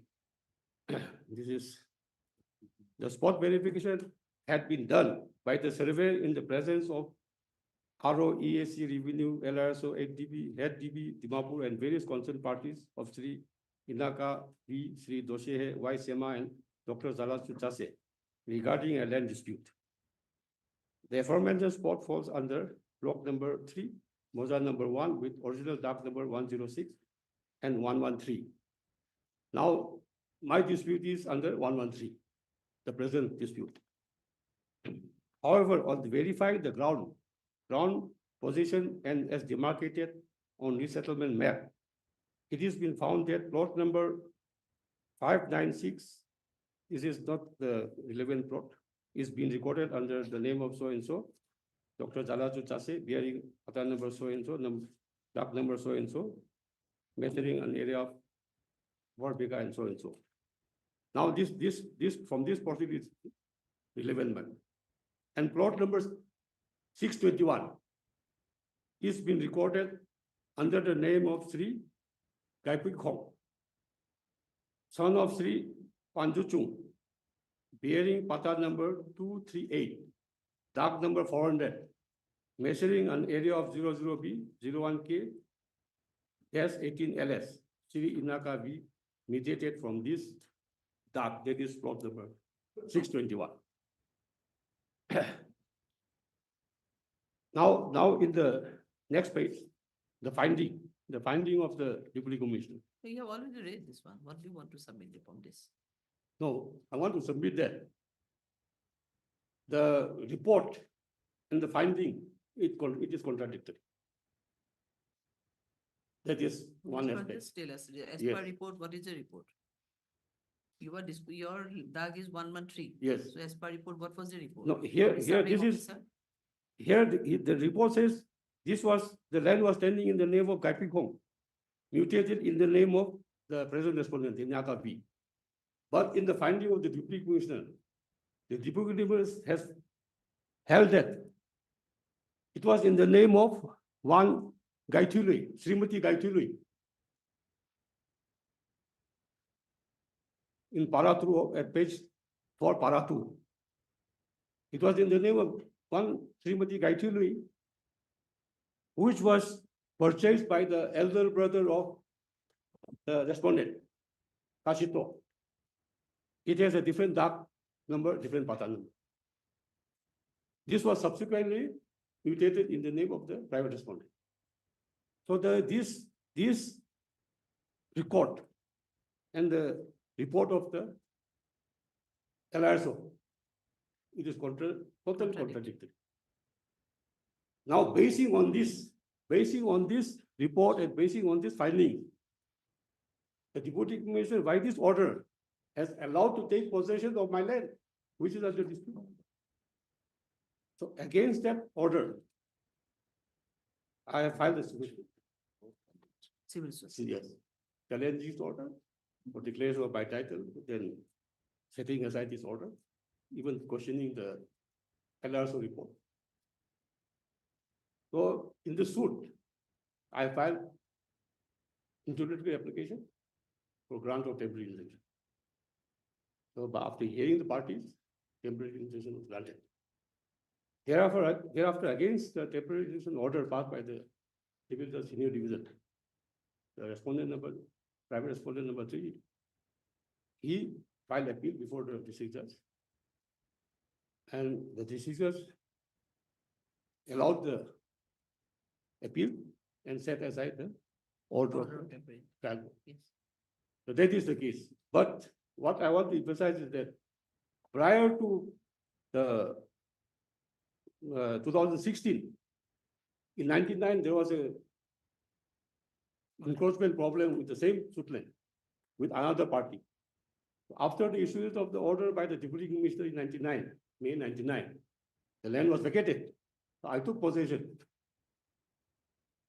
So only after the order of, in 2016, when they started to encroach by land, the private respondent, I complained to Deputy Commissioner, and Deputy Commissioner, without asserting the actual facts, by accepting the report, though the report does not tell you with the reports which he has mentioned in his order, it is totally different.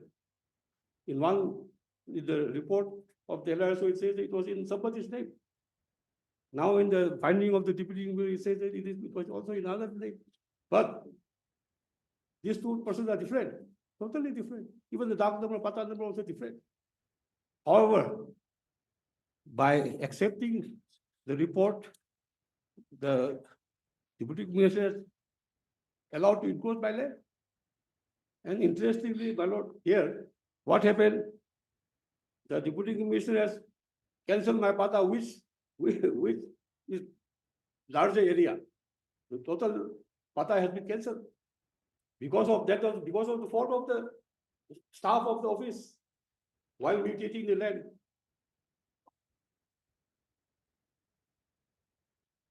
So my lord, here I would like to take your lordship to the order passed by the Civil Justice Senior Division, which is at page 179. It was a recent order. At page 79.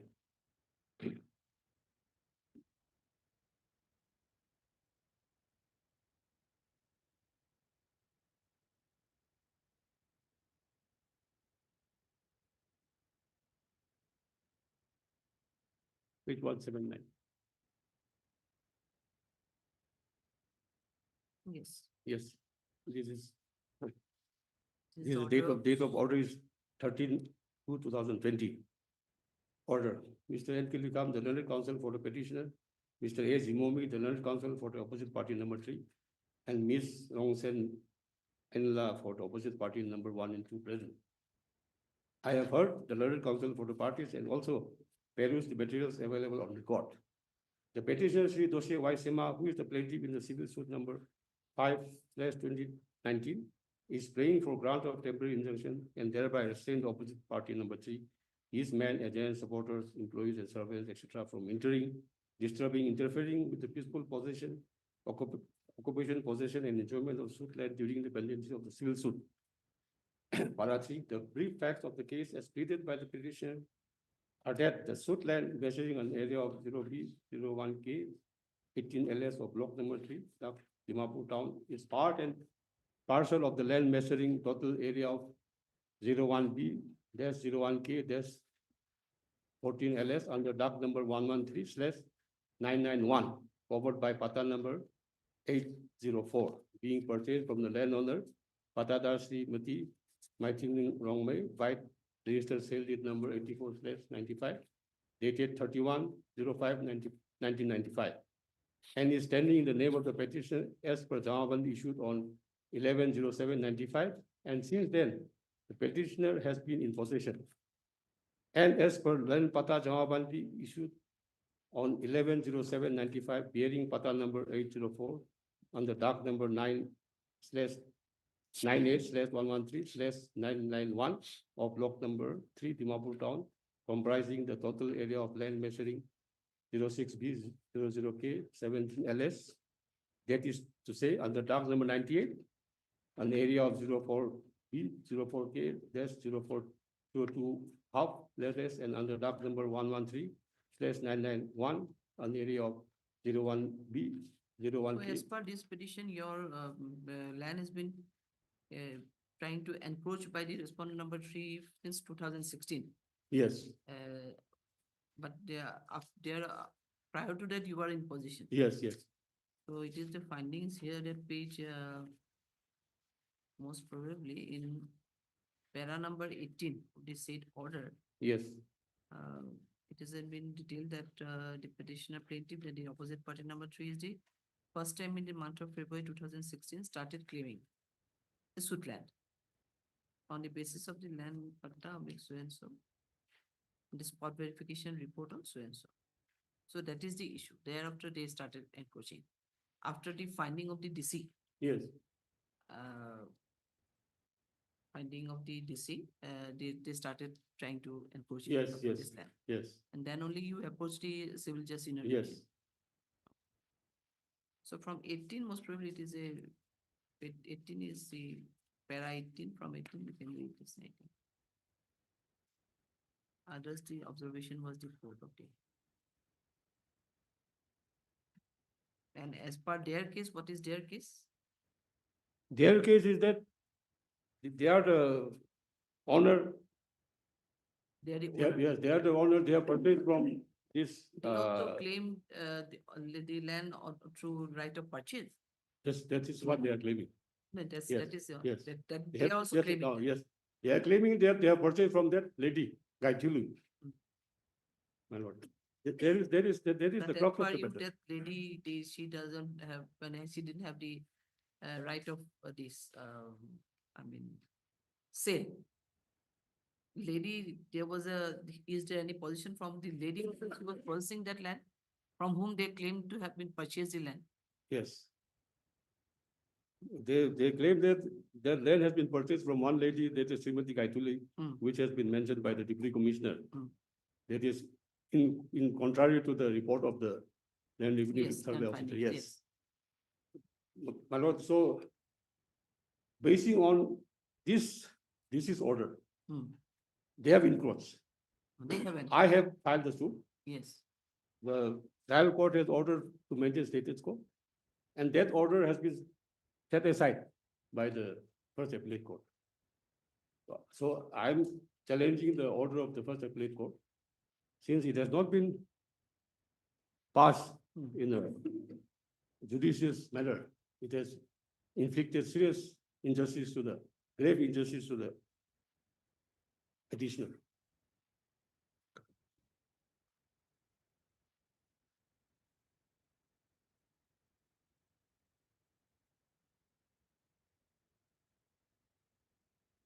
Here it is specifically written in the order, if you go by the para 18, your submission has been written here. Yes. It is evident on record that is spot verification report of 28/11/2017.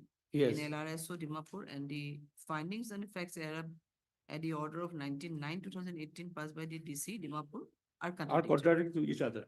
The Yes. land pata jamaabandi issued as early as 11/7/95 in favor of the petitioner plaintiff, and the actual physical possession of the suit land by the petitioner plaintiff for over 20 years cannot be dispossessed on the basis of the order dated 19/09/2018. As such, the balance of convenience is in favor of the petitioner plaintiff. The petitioner being in possession of the suit land for over 20 years cannot be dispossessed without recourse to law. If the petitioner is to be dispossessed from the suit land during the pendency of the suit and after being in possession for over 20 years, then great hardship and irreparable injury will be caused to the petitioner. Consequently, para 19. Consequently, into application civil number 98/2019, praying for temporary injunction is allowed. It is hereby directed that the defendant number 3 shall not carry out any further construction development in the suit land, and the defendant number 1 and 2 shall not execute any order or issue any fresh order in respect of the suit land. The plaintiff shall not demolish any of the structure constructed by the defendant, nor develop the suit until further order or decided the suit on merits. IA number so and so, in civil number so and so, stand disposed. So my lord, the And in the main suit also, you are claiming your rightly interest. yes, Then what your appellate court says? appellate Appellate court, court's order. yes, appellate court. The decision and reason will be from page 260, para 60. 24. 260. Page number 260. 260, yes.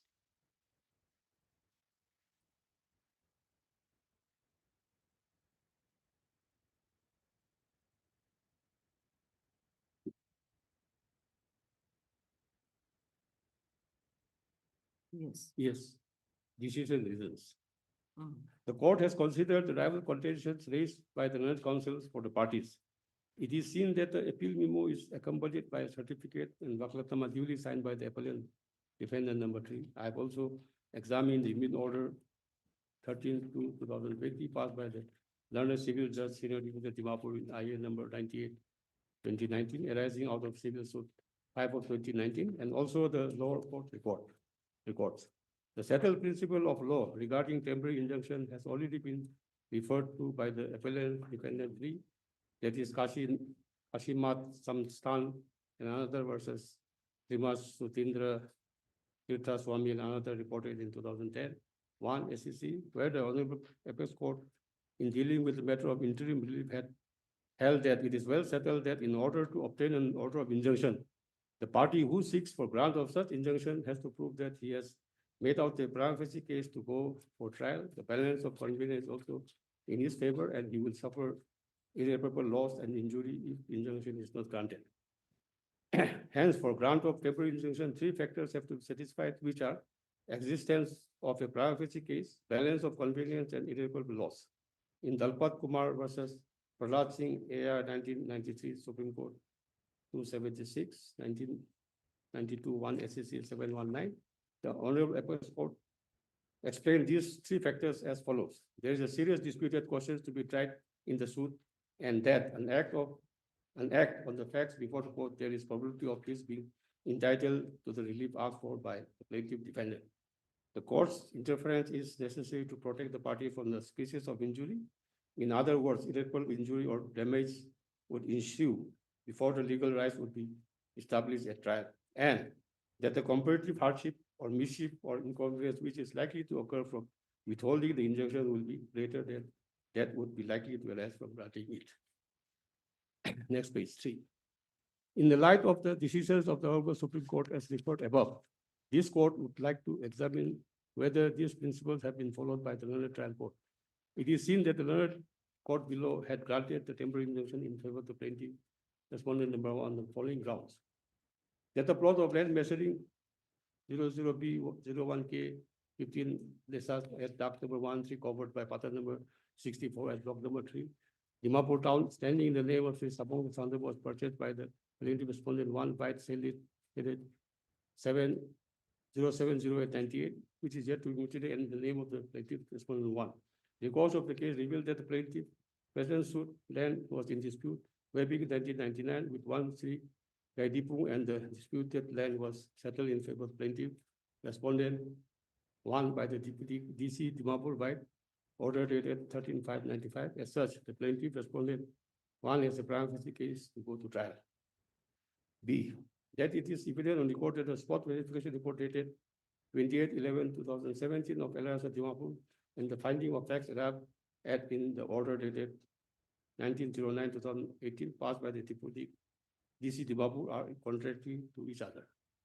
C, that the Jawabandi Pata, land Pata issued as early as 11/07/1995 in favor of the plaintiff and the actual possession of suit land by the plaintiff for over 20 years cannot be disposed on the basis of the order dated 19/09/2018. As such, the balance of convenience is in favor of the plaintiff. D, that if the plaintiff is to be dispossessed from the suit land during the pendency of the suit after being in possession for over 20 years, then great hardship and irreparable injury will be caused to the plaintiff. The learned trial court therefore directed that the appellant defendant 3 shall not carry out any further construction development in the suit land, and defendant number 1 and 2 state the respondent shall not execute any order or issue any fresh order in respect of the suit land. The plaintiff was also directed not to demolish any of the structure constructed by defendant, nor develop the suit land till further order or till disposal of the suits on merits. Number 4. It is well settled that an appeal under Order 43, Rule 1R of the CPC against refusal or grant of application for grant temporary injunction is an appeal against the exercise of discretion and is said to be an appeal on principle. The appellate court will not interfere with the exercise of discretion of the court of first instance and substitute its own discretion except where discretion has been shown to have been exercised arbitrarily or capriciously or perversely, or where the court had ignored the settled principle of law, ignoring grant of the or refusal of the temporary injunction. 5. On going through the plain in CS 05/2019 and the documents relied upon by the plaintiff respondent 1, this court finds that the land of the appellant defendant number 3 is covered by Pata number 573, dock number 753, block number 3 of Dimapur, Moza number 1, whereas the plaintiff respondent 1's land is covered by Pata number 804, dock number 98 and dock number 113/991 of Dimapur, Moza number 3. The state respondents have filed written statement in the civil suit 5/2019 and also filed written arguments in the present appeal based on the records. There appears to be several discrepancies in the area of land claimed by the plaintiff respondent as per the records as shown by the state respondent in their annexure 2 and 2A of the written statement. The actual position as per the written records vis-a-vis the claim of the plaintiff respondent is as under. A, sale deed dated 0595, 4B, 4K, 3 half LS under dock number 98, and another area 1B, 3K, 9 LS under dock number 113, total 6B, 2K, 12 half LS. Jawabandi with plaintiff R1 dated 11/9/95, 4B, 4K, 3 half under dock number 98, and 1B, 1K, 14 under dock number 113.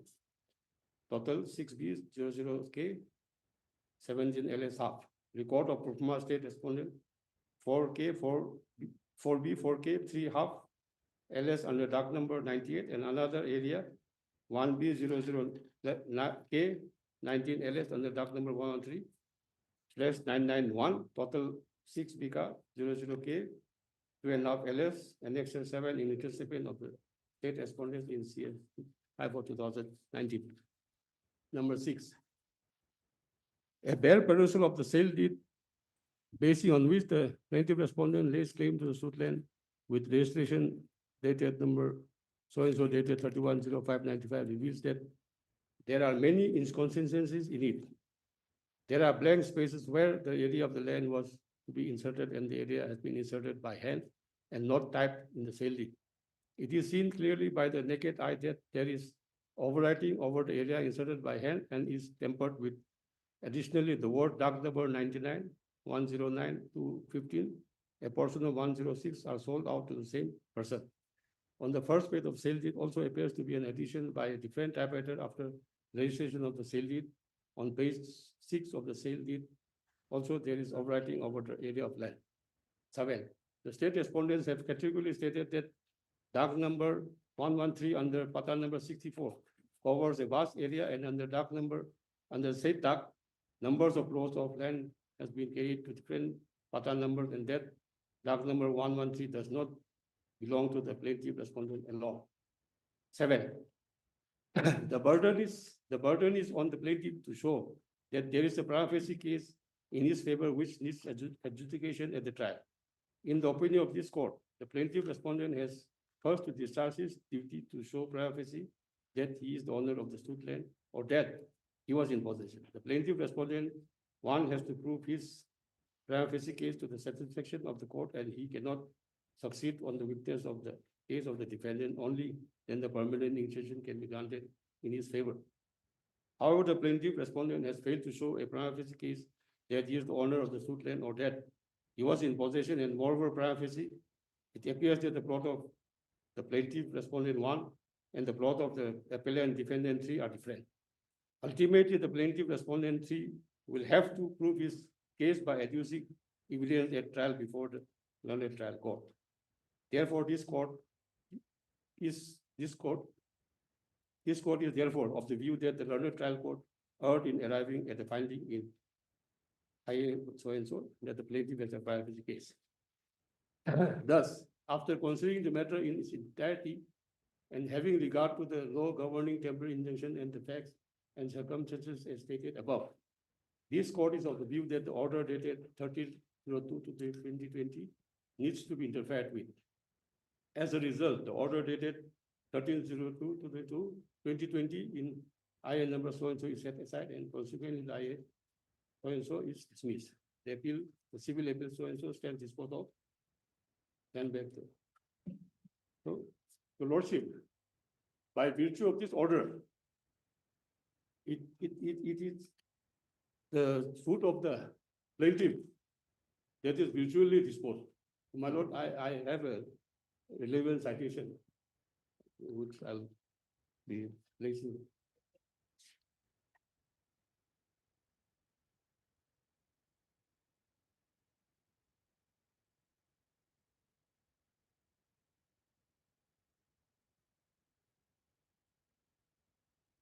Interestingly, lordship, in the same order of the district judge, though the district judge has opined that ultimately, the plaintiff respondent 3 will have to prove his case by adducing evidence at trial before the learned court below. Suppose, in case if the case is proved on conclusion of trial, unless this order of the first appellate court is set aside, the property dispute, it will change its nature unless status quo is maintained. By the time the matter is disposed, it will be irretrievable to bring the suit property in the condition where it is pending now.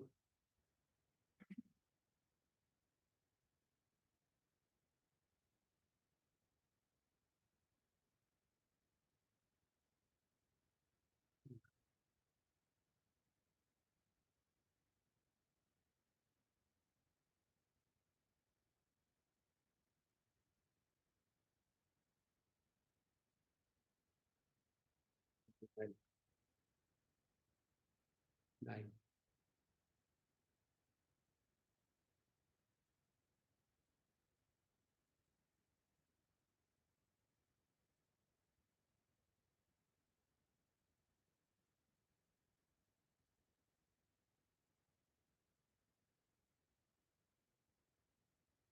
My lord, allow me to cite a decision which is reported in 2009, 5 SCC.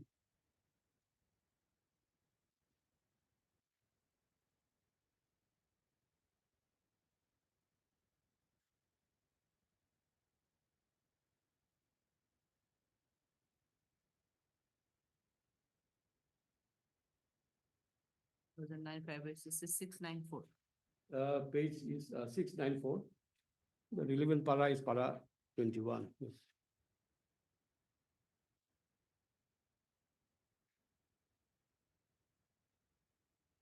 Have you already taken on the books? So you have some mistake in not supplying the.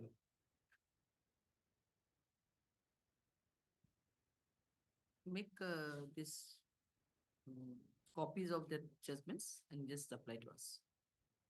Make some copies of the judgment and supply to us. Or else I have to ask the him to. Okay. That could not be made to the lordship. So now books are also not before. No, us. that's why it was a mistake. Sorry if I. Anyway, what says it says. My lord, here a precedent is a judicial decision containing a principle with forms and authoritative element termed as ratio decidency. An interim order which does not finally and conclusively decide an issue cannot be a precedent. Any reasons assigned in support of such non-final interim order containing prima facie findings are only tentative. Any interim direction issued on the basis of such prima facie findings are temporary arrangements to preserve the status quo till the matter is finally decided, to ensure that the matter does not become either infructuous or a fait accompli before the final hearing. So in the similar line, another decision which is reported in 2009, volume 10, SEC, page 388, sorry, para 30, 31, and 37.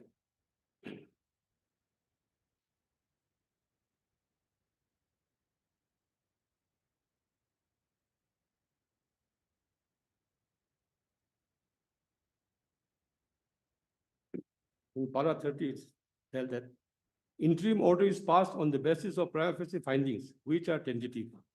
Such order is passed as a temporary arrangement to preserve the status quo till the matter is decided finally, to ensure that the matter does not become either infructuous or fait accompli before the final hearing. The object of the interlocutory injunction is to protect the plaintiff against injury by a violation of his right for which he could not be adequately compensated in damages recoverable in the action if the uncertainty were resolved in his favor at the trial. Then para 31. Grant of interim relief in regard to the matter and extent thereof depends upon the facts and circumstances of each case, as no straitjacket formula can be laid down.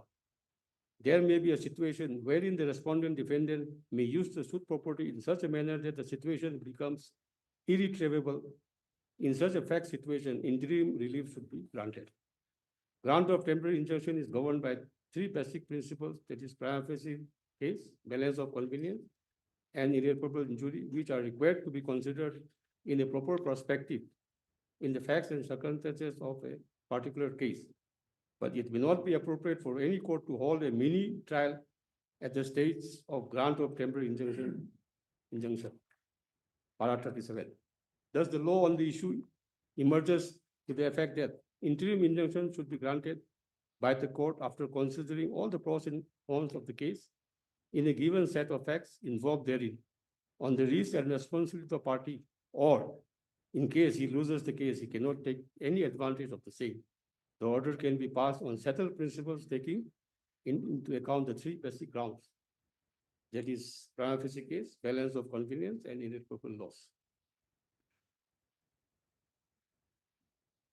And another decision which is reported in 2010, volume 2 SCC, page 142.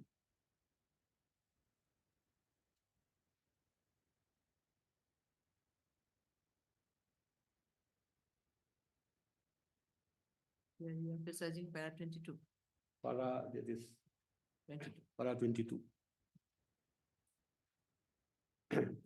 Para 20. The ratio of the above judgments is that once the court of first instance exercises its discretion to grant or refuse to grant relief of temporary injunction, and the said exercise of discretion is based upon objective consideration of the material placed before the court and is supported by cogent reasons, the appellate court will be loath to interfere simply because on a de novo consideration of the matter, it is possible for the appellate court to form a different opinion on the issues of prima facie case, balance of convenience, irreparable injury, and equity.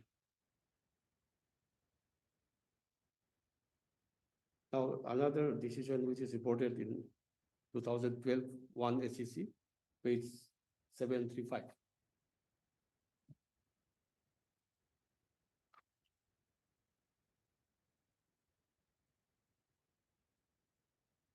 Para 11 and 12.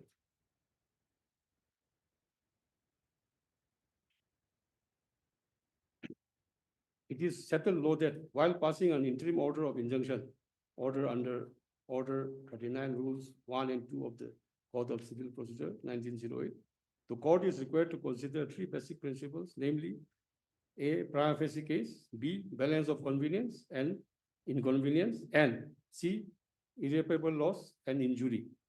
In addition to the above mentioned three basic principles, a court, while granting injunction, must also take into consideration the conduct of the parties.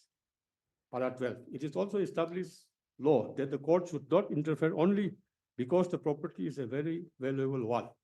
Grant or refusal of injunction has serious consequences depending upon the nature thereof. And in dealing with such matters, the court must make all endeavors to protect the interests of the parties.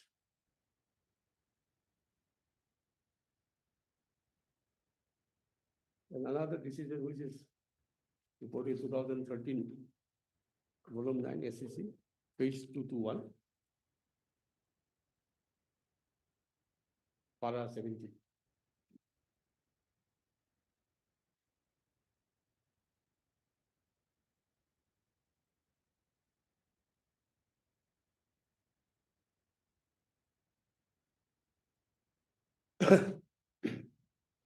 While the bar under section 6(3), subsection 3 of the SR Act may not apply to the instant case in view of the initial forum, in which the suit was filed and the appeal arising from the interim order being under the letter patents issued to the Bombay High Court as held by the constitutional bench of this court in PS so-and-so versus so-and-so. What is ironical is that the correctness of the order passed in respect of the interim entitlement of the parties has reached this court under Article 136 of the Constitution. Ordinarily, and in the normal course, by this time the suit itself should have been disposed of. Tragically, the logical conclusion to the suit is nowhere in sight, and it is on account of the real delays that have plagued the system, that interim matters are being contested to the last court with the greatest of vehemence and fervor. Given the ground realities of the situation, it is neither feasible nor practical to take the view that interim matters, even though they may be inextricably connected with the merits of the main suit, should always be answered by maintaining a strict neutrality, namely by refusal to adjudicate. Such a stance by the court is neither feasible nor practical. Courts therefore will have to venture to decide interim matters on consideration of issues that are best left for adjudication in the full trial of the suit. In view of the inherent risk in performing such an exercise, which is bound to become delicate in most cases, the principles that the court must follow in this regard are required to be stated in some detail, though it must be made clear that such principles cannot be entrapped within any straitjacket formula or any precise laid down norms. The courts must endeavor to find out if interim relief can be granted on consideration of issues other than those involved in the main suit, and also whether partial interim relief would satisfy the ends of justice till final disposal of the matter. The consequences of grant of injunction on the defendant if the plaintiff is to lose the suit, along with the consequences, has to be carefully weighed and balanced by the court in every given case. Interim reliefs, which amounts to pre-trial degree, must be avoided wherever possible, though experience has shown that observation and clarifications to the effect that the findings recorded on are prima facie and tentative meant or intended only for deciding the interim entitlement of the parties have not worked well, and interim findings on issues concerning the main I have already marked. suit has had a telling effect in the process of final adjudication. It is here that strict exercise of judicial discipline will be of considerable help and assistance. The power of self-correction and comprehension of the orders of superior forum in the proper perspective will go a long way in resolving the dangers inherent in deciding an interim matter on issues that may have a close connection with those arising in the main suit.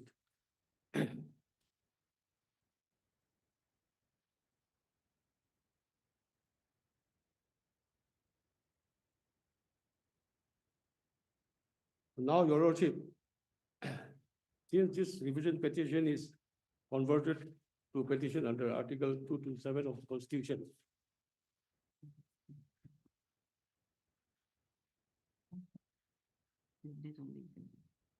Oops.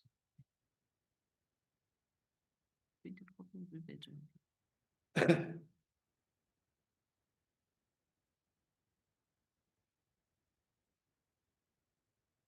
Yes, absolutely.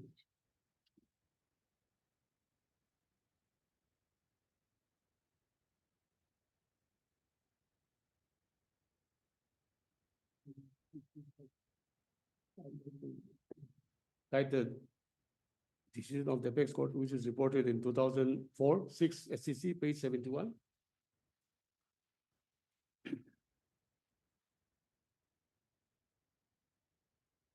The relevant para is para 7, 10, 11, and 14.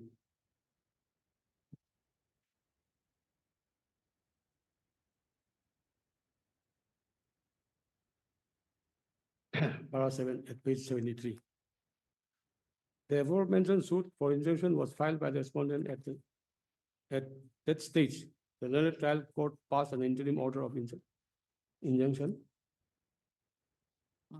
in favor of the respondent, whereas an appeal was preferred by the appellant. The said appeal as notice surrender was allowed. The respondent moved the High Court questioning the correctness of the said order purported to be under Article 227 of the Constitution of India, which has been allowed by the few judgments. Para 10. It is neither in doubt nor in dispute that the jurisdiction of the High Court is very limited. Although the High Court has the requisite jurisdiction, the same must be exercised, having regard to the scope and ambit of Article 227 of the Constitution of India. Para 11. The question as to whether the application of Article 227 of the Constitution of India would be maintainable or not has been answered by this court in Surya Devi Rai versus Ramchandra Rai, wherein it was held, para 38, Such like matter frequently arise before the High Court. We sum up our conclusion in a nutshell, even at the risk of repetition, and state the same as hereunder. Number one, amendment by Act 46 of 99 with effect from 1/7/2002 in section 115 of the CPC. Code of Civil Procedure cannot and does not affect in any manner the jurisdiction of the High Court under Articles 226 and 227 of the Constitution.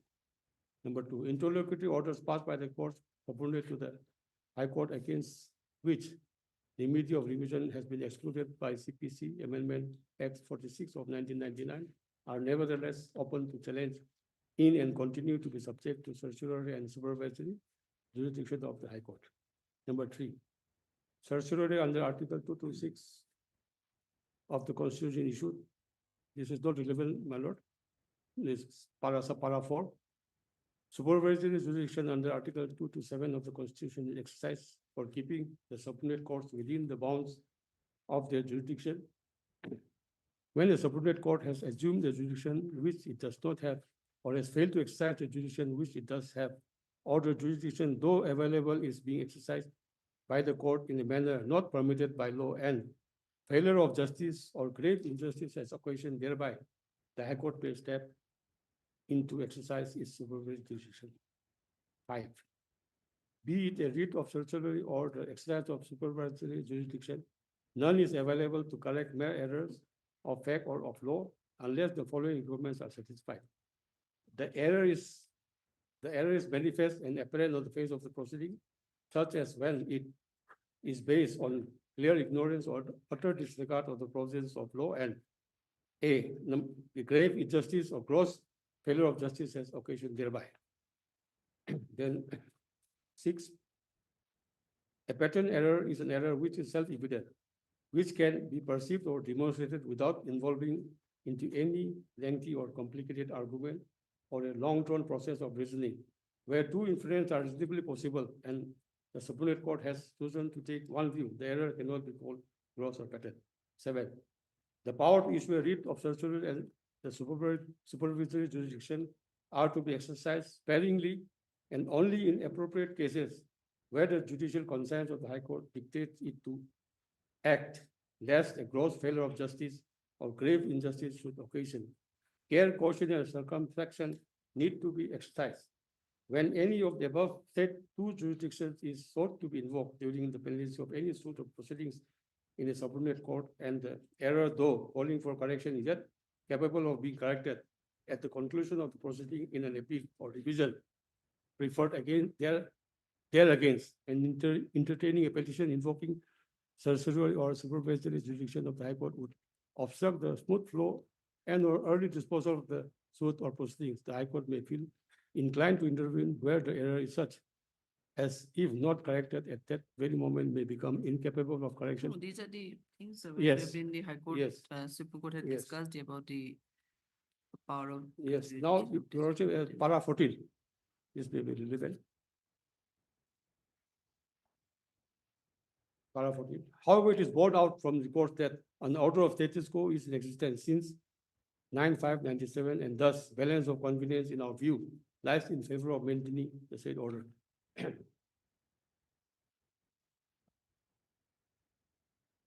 My lord, the other judgment also, which is reported in 2008 for SCC, page 451, para 22, 24, and 25.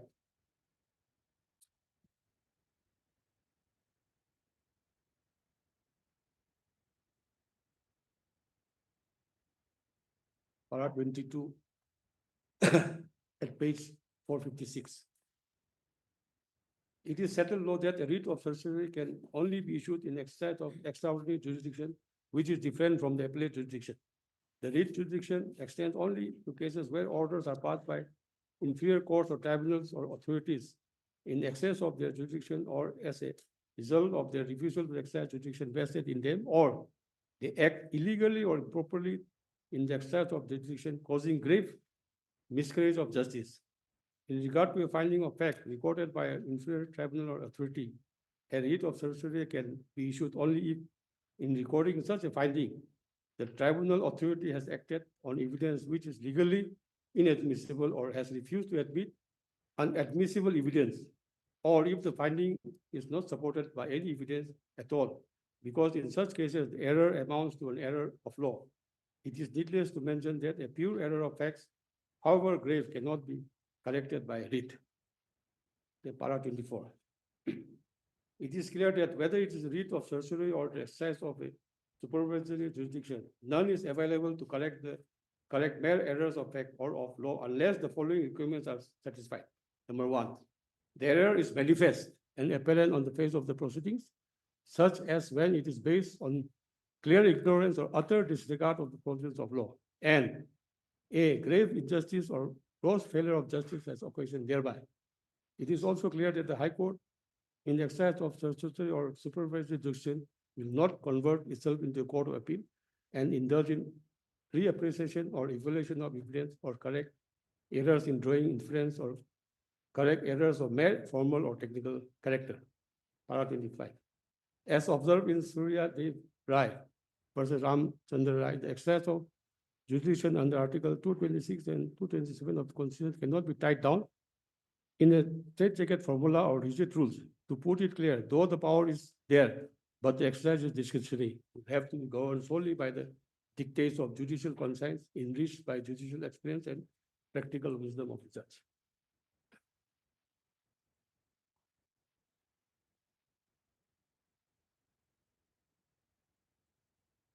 Same judgments as of same line, don't repeat. On- Just on this what step, it is yes. the power of the High Court or Yes. Supreme Court regarding the jurisdiction has been discussed, or a supervisory jurisdiction has been discussed. So these are same more or less.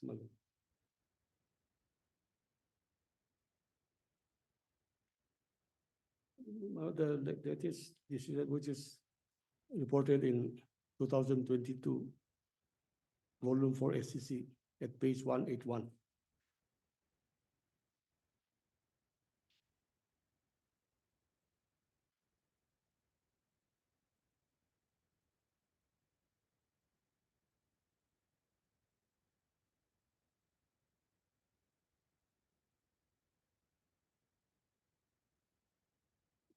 Para 15 and 16. Madam. It is at page 186, para 15 and 16. May I read, Madam? Para 15. Having heard the counsel for the parties, we are clearly of the view that the impugned order is contrary to law and cannot be sustained for several reasons, but primarily for deviation from the limited jurisdiction exercised by the High Court under Article 227 of the Constitution of India. The High Court exercising supervisory jurisdiction does not act as a court of first appeal to reappreciate, reweight the evidence or facts upon which the determination under challenge is based. Supervisory jurisdiction is not to correct every error of fact or even a legal flaw when the final finding is justified or can be supported. The High Court is not to substitute its own decision on the facts and conclusion for that of the inferior court or tribunal. The jurisdiction exercise is in the nature of correctional jurisdiction to set right grave dereliction of duty or flagrant abuse violation of fundamental principle of law or justice. The power under Article 227 is exercised sparingly in appropriate cases like when there is no evidence at all to justify or the finding is so perverse that no reasonable person can possibly come to such a conclusion that the court or tribunal has come to. It is axiomatic that such discretionary relief must be exercised to ensure there is no miscarriage of justice. Para 16, explaining the scope decision under Article 227, this court in Estrella Rubber versus Das State Private Limited has observed. 6, the scope and ambit of exercise of power and jurisdiction by a High Court under Article 227 of the Constitution of India is examined and explained in a number of decisions of this court. The exercise of power under this article involves the duty on the High Court to keep inferior courts and tribunals within the bounds of their authority and to see that they do the duty expected as required of them in a legal manner. The High Court is not vested with any unlimited prerogative to correct all kinds of hardship or wrong decision made within the limits of the jurisdiction of the subordinate courts or tribunals. Exercise of these powers interfering with the orders of the courts or tribunals is restricted to cases of serious dereliction of duty and flagrant violation of fundamental principles of law or justice, where if the court does not interfere, a grave injustice remains uncorrected. It is also settled that the High Court, while acting under this article, cannot exercise its power as an appellate court or substitute its own judgment in place of that of the subordinate court to correct an error which is not apparent on the face of the report. The High Court can set aside or ignore the findings of the facts of an inferior court or tribunal if there is no evidence at all to justify or the finding is so perverse that no reasonable person can possibly come to such a conclusion which the court or tribunal has come to. So, my lord, in short, my submission is that the order of the deputy commissioner, which has allowed the private respondent to take possession of the disputed land, that is under challenge, and the trial court has correctly passed order to maintain status quo in respect of the disputed land. However,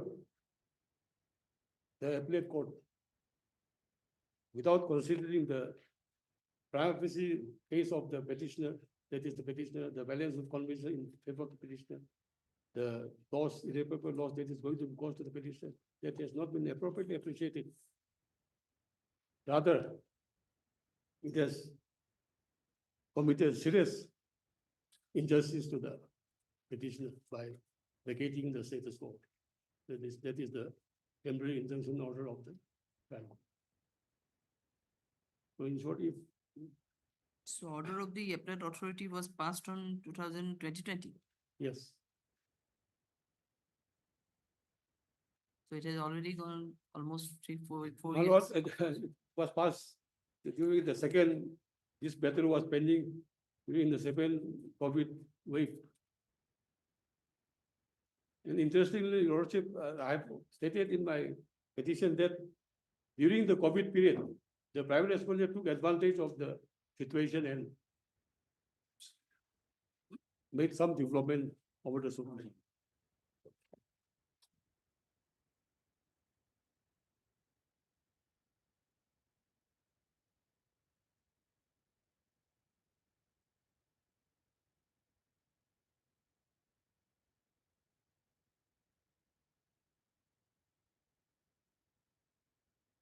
Maybe the order of the appellate court is operating since last 4 years, that means. No, that is state.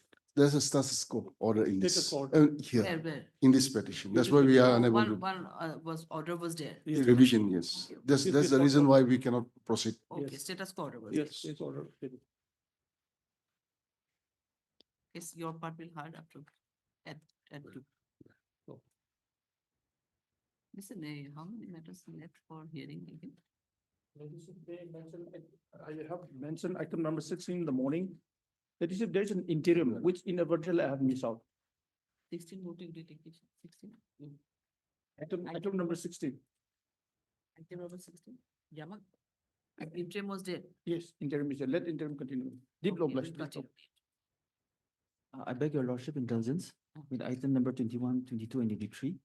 Since the ongoing matter may continue for some time, it may be adjourned and fix it on Monday, your lordship. 26. So let it be on the next week, then Monday may not be possible. Next week. Okay, then your lordship. Next week, in a sense, it will be, because I'm also from Upton Maidstone, that's why Monday is, which date? 26. Yes. Let it be on 3rd of June or 2nd of June, 3rd of June, your lordship. 3rd of June. 21, 22, and 23. Yes, your lordship. They request for 21, 23, 23rd of June. Oh, sorry, 3rd of June.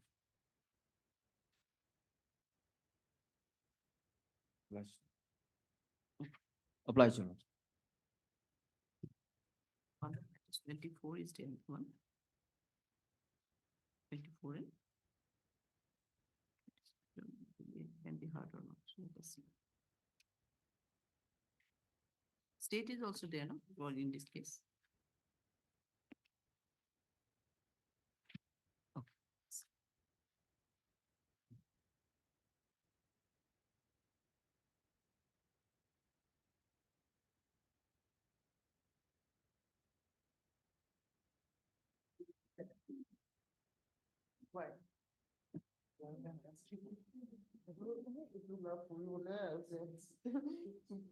Fight between you.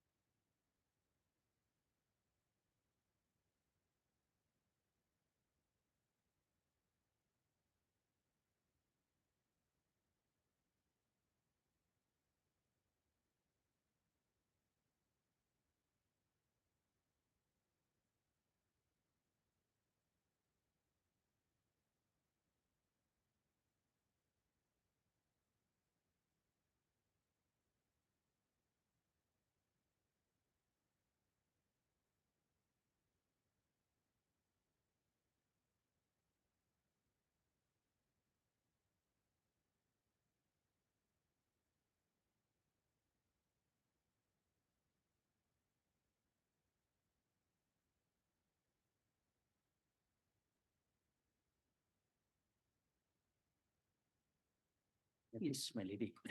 I beg to mention item number 27.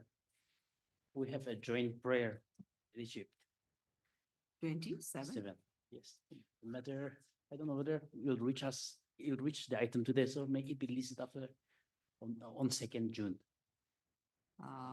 It's a jail appeal, no? Yes. 2nd of June. I'm for appellant. You're for the appellant there? Yes, I have no question. The appellant is on bail. Pardon? The appellant is on bail. Appellant is? On bail. Oh, so he's on bail? Yes, yes. The sentence. So, but while it was filed, it was a jail appeal? Yes. But subsequently, he got the bail? Yes, yes. Okay, okay. In that case, it's okay then.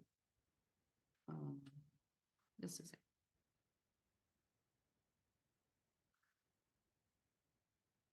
Item number 27. Item number 27. And a request made by the Learning Council, joint request made by the Learning Council for both sides. Matter be adjourned, based on 2nd of June? 2nd of June.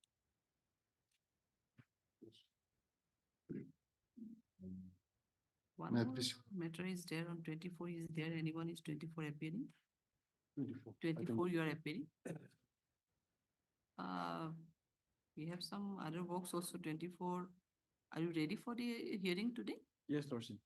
You are ready? Yes, yes. May not be in a position to hear the matter because I have some other works in fact. So it was, otherwise it was a fixed matter, no? Yes. So it can be fixed otherwise on either 2nd or 3rd of June. 3rd of June will do.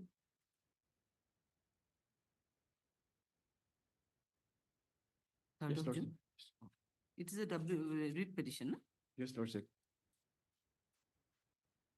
24/2 due to positive voided, 3rd June of voided. So we're fixing it on 3rd of June. Was there any kind of interim? No, I think. No. 3/6. Much obliged. Please, Your Lordship. Yes. The personal writ petition, revision petition was initially filed under our local rules, Rule 32 and Section 115 of the CPC. However, Your Honor, by order dated 2011-2023, in this revision petition, it was converted to a petition only under Article 227. Oh, when was the order passed? 2011-2023. 2023. So therefore, It was converted to? petition under Article 227. So therefore, this is a petition only under 227, which is relevant, my lord, for the purpose that the scope of 227 is very limited.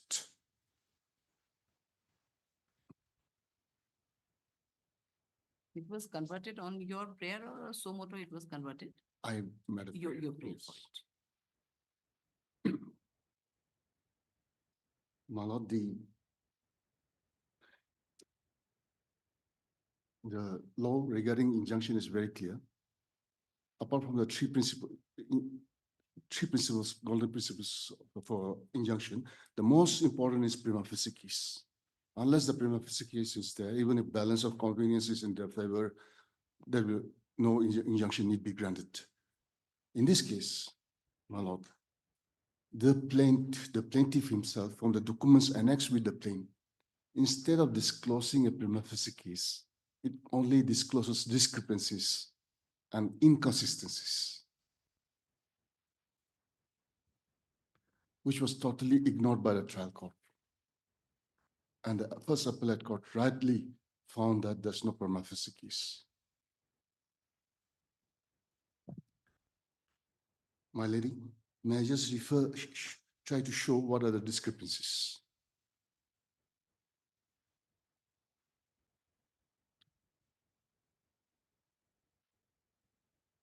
Firstly, page 22, 25 of the plea. What is their prayer? 25 of the 25. 37, page 37. Page 37. 37. This is the prayer portion.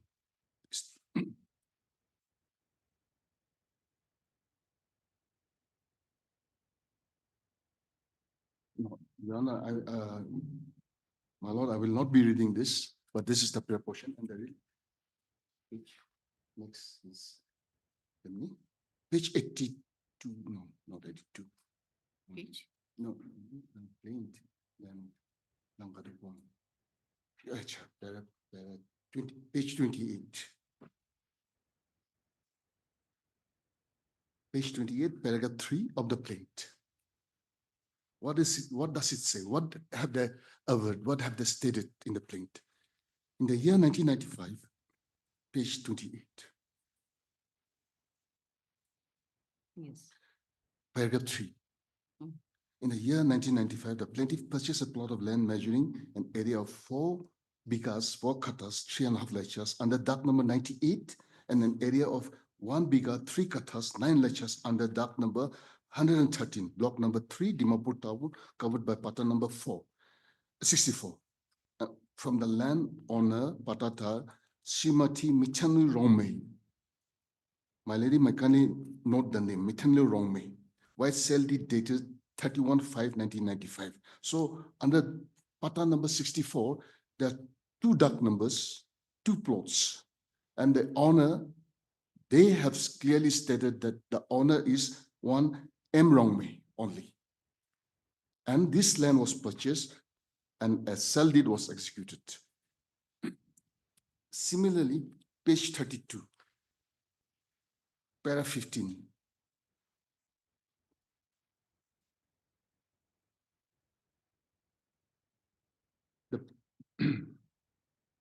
That the plaintiff states that defendant number 3, that is me, at no point of time own or possess the land measuring 1 big kata 18 lechas under dock number 113. So the disputed land is under dock number 13 of block number 3, Dimapur Town. On the other hand, the plaintiff has been in continuous occupation and possession of the aforesaid land, being a part and parcel of dock number 113/991, covered by pata number 804, since May 1995. The aforesaid land claimed by the defendant number 3, measuring an area of 1 kata 18 lechas, which falls under dock number 113 and 991 of block number 3 of Dimapur, was his hereinafter referred to as the suit land. So suit land is under pata number 804, dock number 113/9/991, and it measures 1 kata 18 lechas. That is their own statement. Similarly, my lady, may kindly come to page 39. Page 39. Page 39. The schedule of land.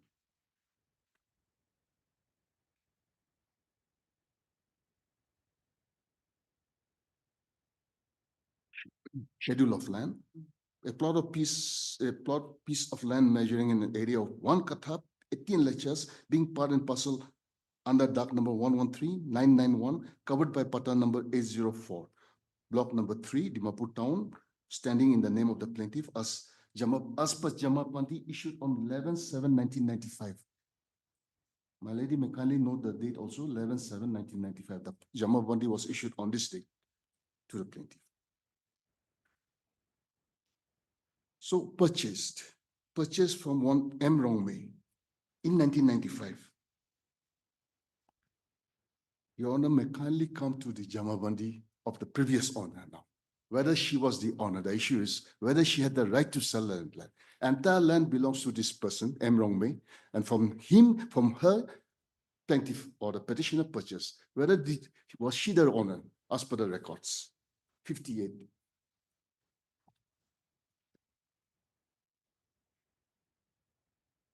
This is not 58. Your Honor, before that, page 58 is the Jamabandi of the plaintiff after he purchased the land and the land was mutated in his name. So this is subsequent Jamabandi after the purchase, page 58. My lady, may kindly note pata number 804. This is the pata he has been referring to. Doshe is the petitioner. Dock number 98. Under 98, there is 4 bighas, 4 katas, 3.5 lechas. And there's another dock number, which is 113/991. And this is the suit land, which is 1 kata. It mentions only 1 bigha, 1 kata, 14 lechas. And my lady, may kindly note the remark column, mutated from pata number 64 to the name of Doshihe. There is the petitioner wife, case number such, dated 7th July 1995. So mutated from pata number 64. My lady, may kindly come to page 55. This is pata number 64. Pata number 64. There are two owners. There are two owners here, not just M. Rong Mei. One is M. Rong Mei, Mithingli Rong Mei. Her land falls under dock number 98. It measures 4 bighas, 4 kathas, 3.5 lechas. And there's another person. That is number 2, Sapongsem. His land is under dock number 113. And it measures 1 bigha, 3 lechas, 3 kathas, 10 lechas. Now, the petitioner claims that he has purchased this land under dock number 113 from M. Rongmei, who is not the owner. Can you see the cell deed? Page 47.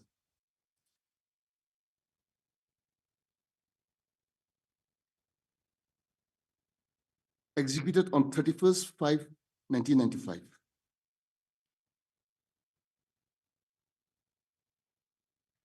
May I just read this? Srimati Mithingli Rongmei, such and such, the seller and the purchaser, the petitioner, Doshe. Whereas the seller hereto, third paragraph, whereas the seller hereto is the rightful owner and possessor of the land bearing pata number 64, measuring an area of 4 bighas, 4 kathas, 3.5 lechas, under that number 98, that is correct, and 1 bigha, 3 kathas, 9 lechas under that number 113, which is wrong. She's not the owner. And through this, she sold the land to the petitioner. There is a claim by the petitioner. In his statement, in his documents shows that. Notice.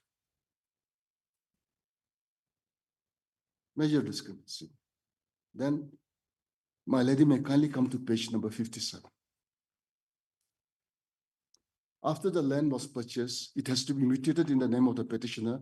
Assam Land Revenue Regulation 1886 is applicable in the state in Dimapur. So therefore, a notice has to be given. And this is the notice which was given before the land was mutated to the petitioner. It's dated 6 June 1995. Below.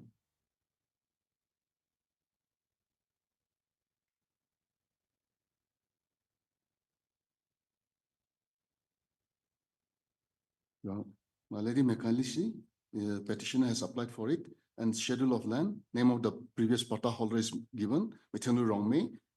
Kindly note the area of land here.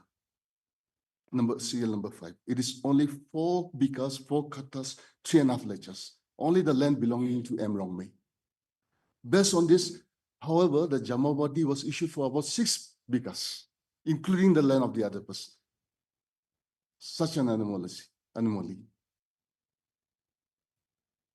Then 110. On the other hand, how did I came to acquire this land?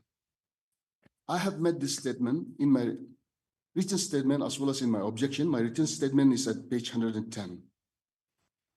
6.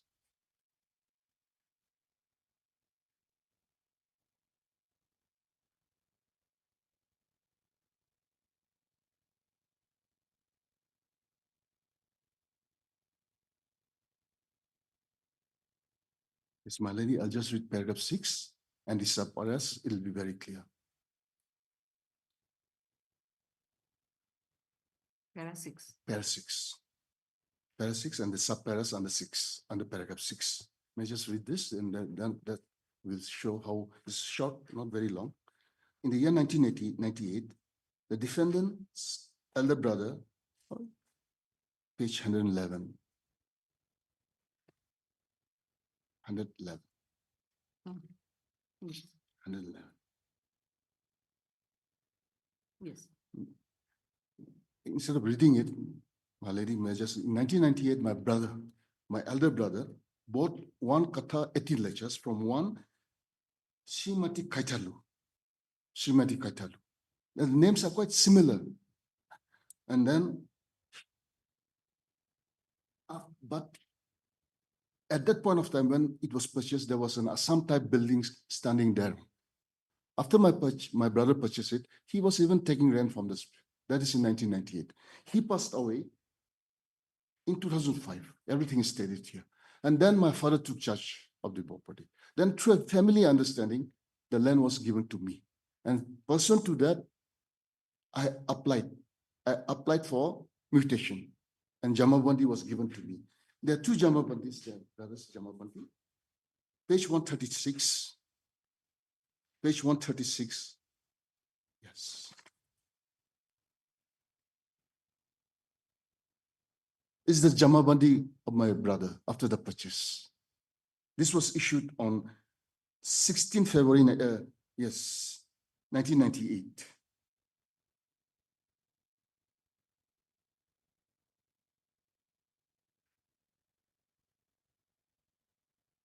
Pata number is mentioned. Pata number is totally different from the pata that the petition is claiming. 6th February or 16th? Pardon? Your Jamabandi is in your name of your brother? Yes, 16, no? 16 February 1998. Here the pata number is 573, totally different pata number. Dark number is 753, totally different. It says it's been mutated from through the purchase. Now, after this, after my brother died, then when the land was given to me by my father, I again applied, and that is at page 137, my Jamabandi. Page 137 is the Jamabandi of the different respondent number 3. Here also, same pata number.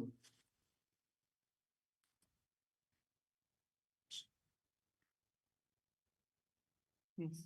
Page 137. Pata number 573, dark number 753, land also exactly the same, one Katha, 18 lectures only. It's not a very big plot of land. Coming back again.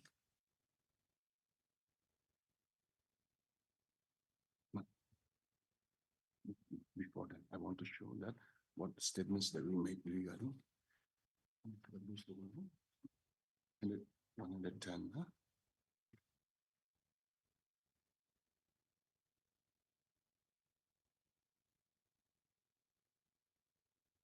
My lady may kindly come to page 119. I have to show that here a submission has been made today that the deceased order which has been impugned in the suit as well as in the suit and the spot verification contradicts, which is not correct at all. That is, I'm afraid, this the entire thing is not, that is not correct. Paragraph 18 of my WS. Verification report took one on there. The state here, may just read this state, the report is clear that it is not the suit land, but rather the land of the plaintiff. The plot of the defendant number 3 is part of a larger plot which earlier belonged to Kaiping Kong. Kaiping Kong name is referred. Son of late Pangchung Rongmei. The plot was apparently purchased by the aforesaid late Pangchung Rongmei for his son Kaiping Kong. The said Kaiping Kong sold the portion of land to his maternal aunt Gaitalu. It is from Srimati Gaitalu that defendant number 3's late brother purchased the said plot, and the same was mutated in his name and covered under pata number such and such. As stated earlier, after the demise of his late brother, the plot of land in question now stands as the name of the defendant number 3. So my brother bought it from Gaitalu. Gaitalu put it from Kaiping Kong. Now, what is reflected in that spot verification report and this is order 143.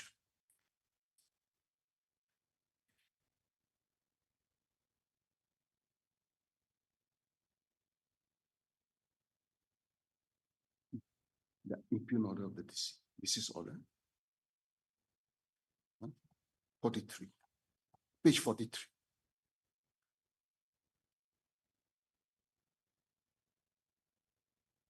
Page 43 is the order dated 19th September 2018.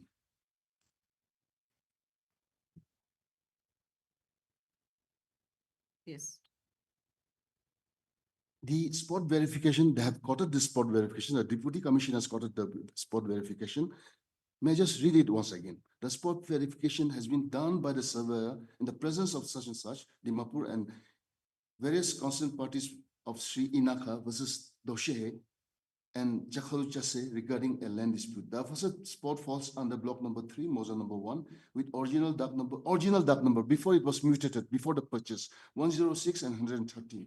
However, on verifying ground possession and as demarcated on resettlement map, it has been found that the plot number 596, this is plot number, not the duct number or the pata number, is being recorded under the name of Justice Chase. We are not concerned with that. Pairing pata number such, duct number such, measuring in area 4 because such and such. And plot number 621, we are concerned with this, is being recorded under the name of Kaiping Kong.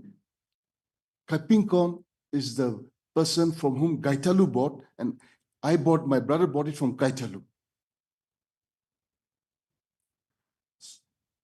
Son of Sri Panchung, bearing number such, pata number such. So this is the earlier pata. Earlier it was in the name of Kaiping Kong, pata number 238, block duct number 400, measuring 1 kata 18 lectures. See, in Naga we mutated from this pata, this block. So there's no discrepancy with what the finding of the DC. The next page, my lady.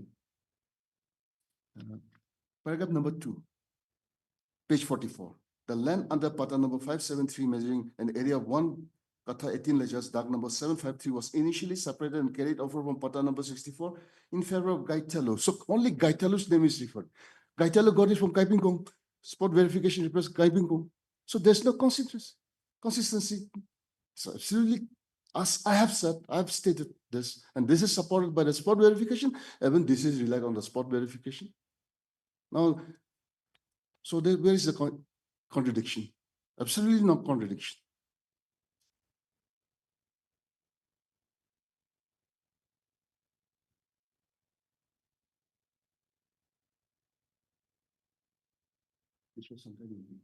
So what happened was, which happens?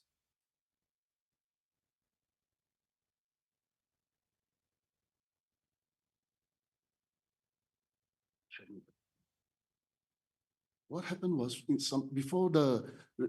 before all this started, sometime in 2015-16, the petitioner, he summoned my father and he wanted to purchase that plot of land. We refused. He said he'll give some other land also in exchange, but we refused. And then after that, we started leveling the land to construct permanent structure. That is when we received a restraining order. That is at page 138. He had gone to the DC, managed to get a restraining order. Page 138 now. Yes. Restraining 138 is the restraining order, initial restraining order. Restraining order at page 138, dated 19 February 2016.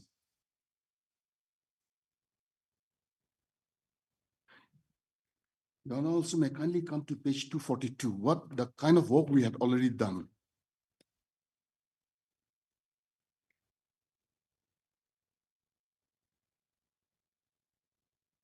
These are the photographs from page 242 to 242 to 243. These are the work we had already done, construction carried out. We had also purchased the materials. And since the restraining, all these works were done, and it has stopped at this. Now, after the inquiry, DC dismissed their complaint by the order dated 19/9/2018, which has been impugned in the suit. And state also filed their WS. State has clearly said that there's a lot of discrepancies, a lot of manipulation, a lot of overwriting in the cell lead, and does not tally with the record maintained by them, by the revenue authorities, just like what we have been saying. We also file our objections But the trial court, overlooking everything, overlooking all this inconsistency and discrepancies, anomalies, held that this is a prima facie case solely based on his Jamapandi and totally ignored our pata, which was supported by the state.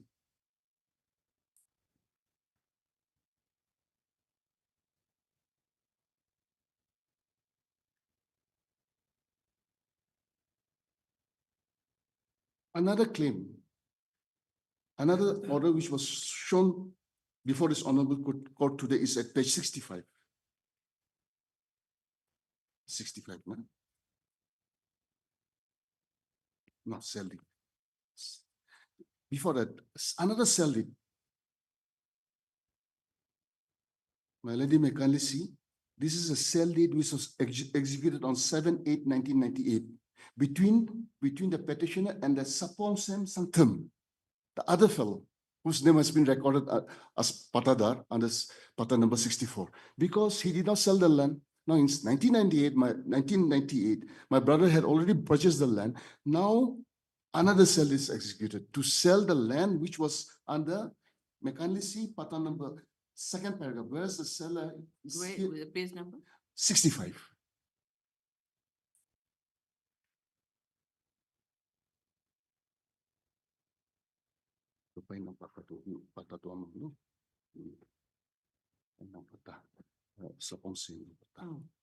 Page 65. Paragraph 3. Where's the seller?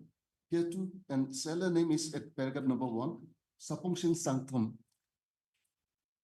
Then paragraph number 3, where's the seller? Here too is the rightful owner of land under dock number 113, covered by Pata number 64 at block number 3, down over bridge measuring an area of 1 kata 15 lectures. 1 kata 15 lectures.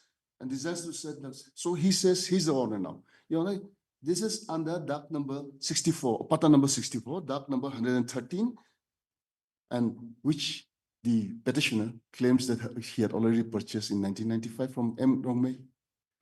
If my lord, if he had purchased it in 1995 from M. Rongmei, what is the purpose or where's the need to execute another sale deed? So therefore, something took place, something wrong had been happened, and without this sale deed, how could a Jamapandi or Pata have been issued in 1995 to the petitioner?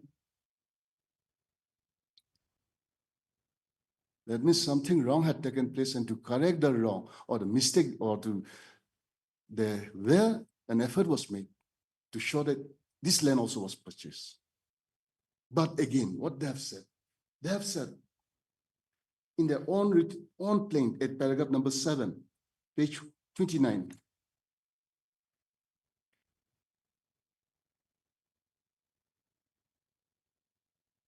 Page 29.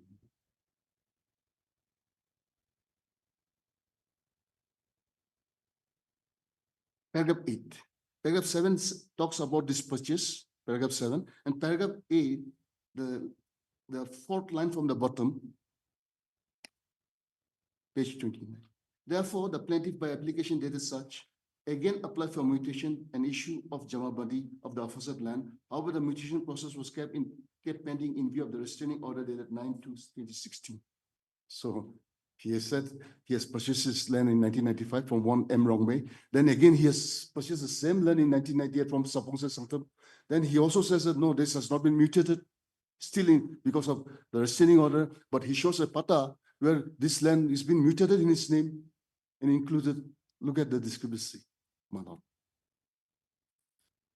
Then again, page 175A.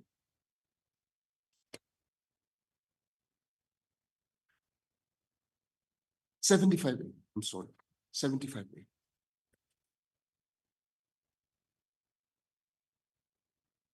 This order also has been, is a part of the plaint in the suit, and this also has been referred today by the petitioner's counsel.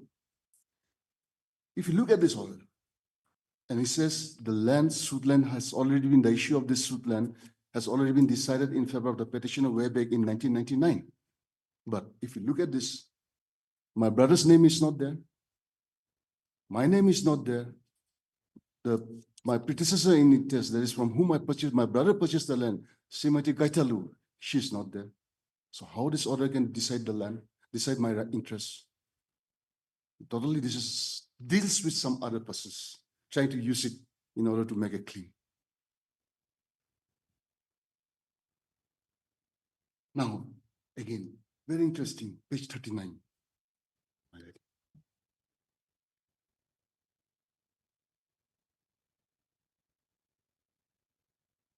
He has described the pata. He's described the boundary of the land at page 39. If you see boundaries of the suit land, north pata land of the plaintiff, east pata land of the plaintiff, south pata land of the plaintiff, west pata land of the plaintiff. That means I'm all surrounded by only his land. I'm right in the middle of his land. That's what he's saying. The description given by me at page 121.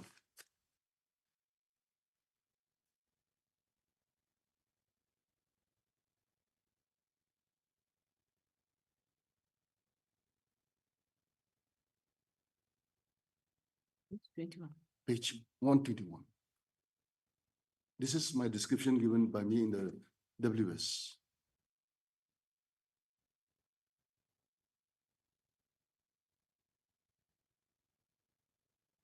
Yes. At the bottom. On the north, land of the petitioner, plaintiff. On the south, road from Burma Camp, Police Point, to Burma Camp Bazaar.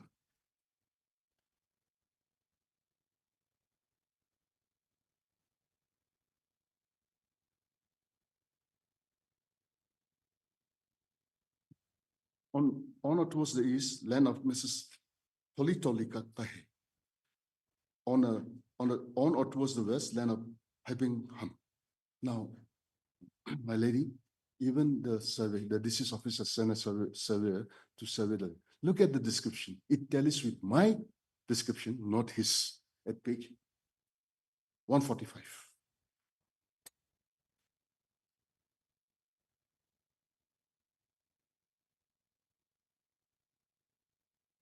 At page 145, top on the north Nala. This is the only difference. I have said the land of one, the plaintiff, but I have mentioned the land. I did not mention the Nala. After the Nala is the petitioner's land. So on the north Nala, on the east, Holy Toli Kahe, same as I have said. West, Happinghams, that is what I have said in my WS.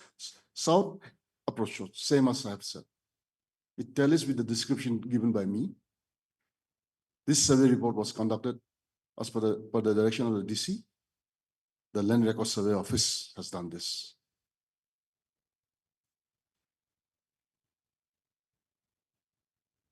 Therefore, all this was totally ignored and held that he is the rightful owner. He has possession of the land. If you look at the prayer, he wants reconfirmation of his possession. He wants possession. If he had possession, where was the necessity to approach the DC or the file a suit? And well, how could I have constructed all those? Even that is an incorrect statement. Just because I constructed a building which he did not like or could disturb his, he wanted to purchase the land or exchange it with some other plot. We refused, my family refused, and therefore this proceeding started. And therefore the appellate court rightly held that there is no prima facie case. In fact, without looking into the material which has been submitted by the defendants through the WS, just looking at the plain itself doesn't disclose a prima facie case. The plaintiff must come and with the documents that is produced must disclose a prima facie case. That is not there. Instead, it is just the otherwise. His own documents shows so many inconsistencies and discrepancies. Based on that, the trial court could not have given the injunction order. And therefore, the first appellate court rightly reversed and set aside the injunction. That's all. My submission is only that, but for the convenience of this honorable court, instead of referring to the books, I've given a list of authorities also. I've prepared a list of authorities, and I'll just read it from there. Call up the principles. Oh.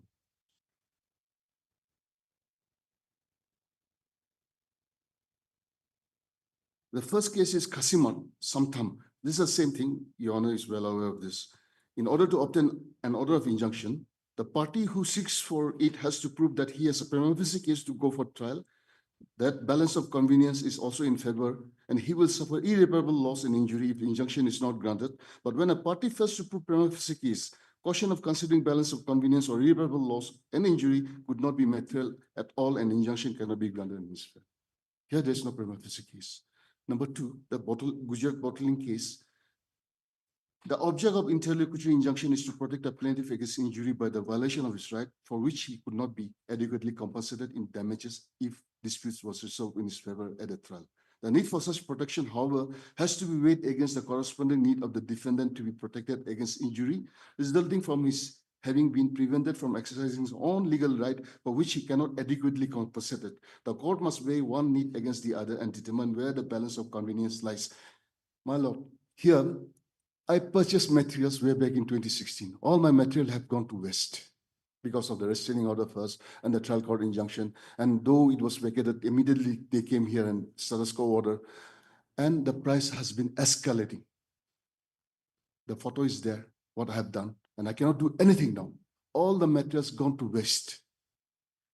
In this Gujarat bottling case, the Supreme Court has said, if can the person who is asking for an injunction, can he give an undertaking that in case he fails, he will adequately compensate the other side.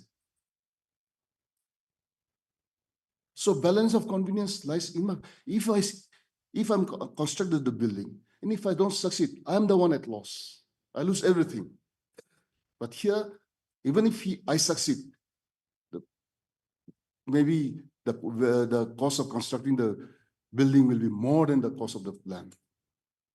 Then number three, my lady, this is just scope of 227. Now scope of 227, unless the court below exercise jurisdiction without having the jurisdiction, or has not exercised jurisdiction, or the error is so apparent on the face of the record, or it's totally perverse, only then. However, in this case, that is not the case. Where is the error? Where is the error? She has not, the trial court below has not existed as the jurisdiction of the court. So, and where is the error? In fact, it shows otherwise.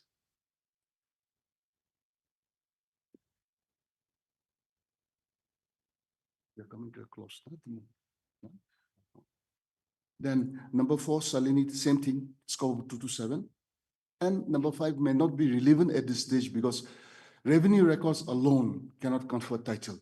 And the trial court solely went by the revenue records of the plaintiff and totally ignored the documents, my pata, which totally shows a different land, different plot number, different pata number, yet everything ignored. And then,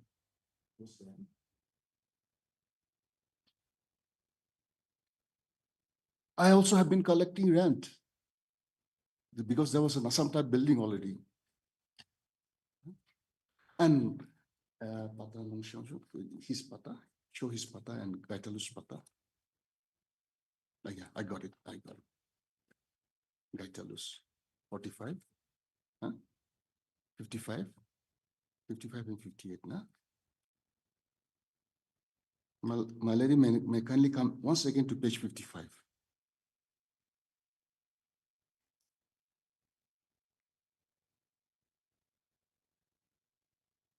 But this is the page 55.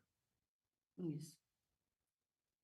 This is the pata of the previous owner from whom the petitioner has claimed to have purchased the suit land.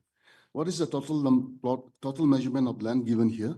It says 6 kathas, 12.5 lechas at column number 3, column number 4.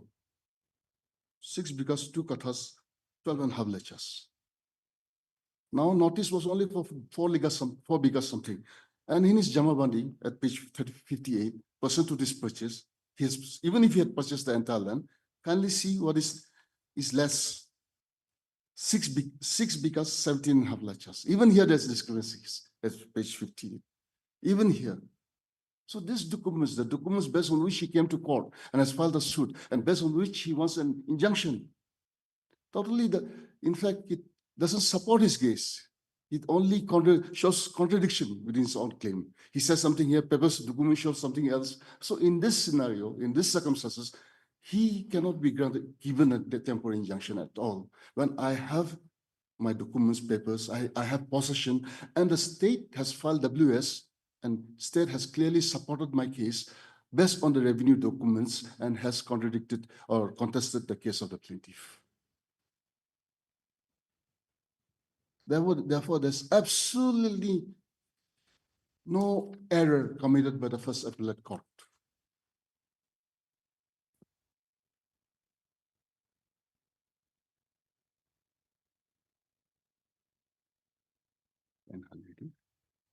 My lady, I just for a convenience only, in case I've just to shorten it, I prepared a written argument in case it's required.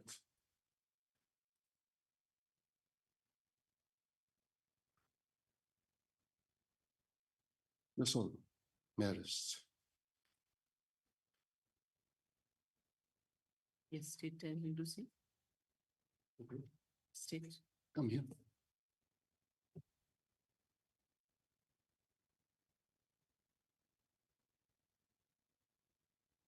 Please, my lady.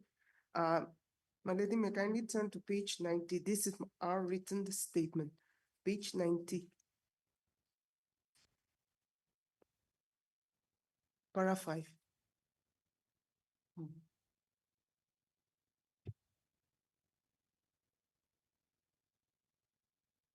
Yes. Yes. That as regard a statement made in paragraph 3 and 4 of the plain, it is submitted that the sale deed is a subject of anomaly. As per record maintained by the answering defendants, only an area of 4 biga, 4 kata, and 3.5 lichas under dock number 98, and an area of 1 biga, 0 kata, 90 lichas under dock number 113/1991. Total of which is 6 biga, 0 kata, 2.5 lichas is recorded in the name of the plaintiff. The plaintiff is therefore put to strict proof of the correctness of the sale deed bearing registration number 84 of 95. Then page 91, para 7. That as regard the statement made in paragraph 7 of the plain, it is admitted to the extent brought by record that the plaintiff had executed a sale deed with Saponse Santam for a plot measuring an area of 0 biga, 1 kata, 15 lichas covered by pata number 64 under dock number 113 located at block number 3 and registered before the sub-registrar of the office of the Deputy Commissioner Vite such and such 7/8/98. However, in the Jamabandi annex as annexure P6 of the plain, the total area shown is 6 biga, 0 kata, and 17.5 lichas. And in the record maintained by the answering defendant, the area recorded is 6 biga, 0 kata, 2.5 lichas. Thus, it only shows that the area of 0 biga, 1 kata, and 15 lichas was added in the Jamabandi even before it was purchased from Sri Chaponse Santam. Thus, the plaintiff is put to strict proof of how the area was added in the Jamabandi even before its purchase. My lady, may kindly turn to page 55. This is the anomaly, the Jamabandi, which is in the position of the petitioner, page 55. Page 55, the total area. 6 biga, 2 kata, 12.5 lichas. This is the Jamabandi in position of the plaintiff. 6 kata to 6 biga, 2 kata, 12.5 lichas. And the Jamabandi in position of the government, page 109. Page 109. The total area in position of the plaintiff is only 6 biga, 0 kata, and 12.5 lichas.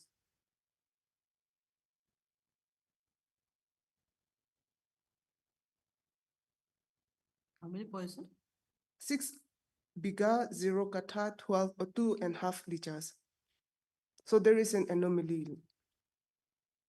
Therefore, the statement of the government has been properly recorded by the appellate court. That is at page 258.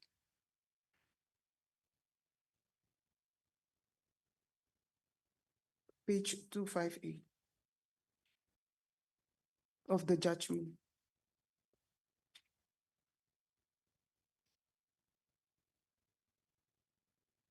Para 23.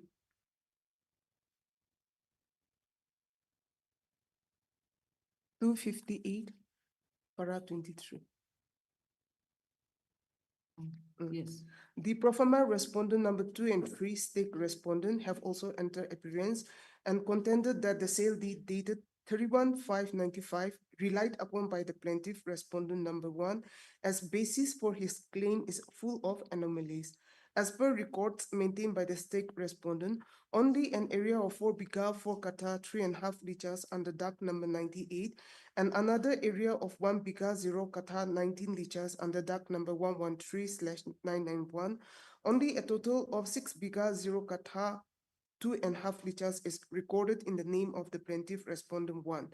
However, in the sale deed dated 31/5/98, after some correction for reason best known to the plaintiff respondent number 1, the total area is shown as 6 biga 2 kata 12.5 lichas.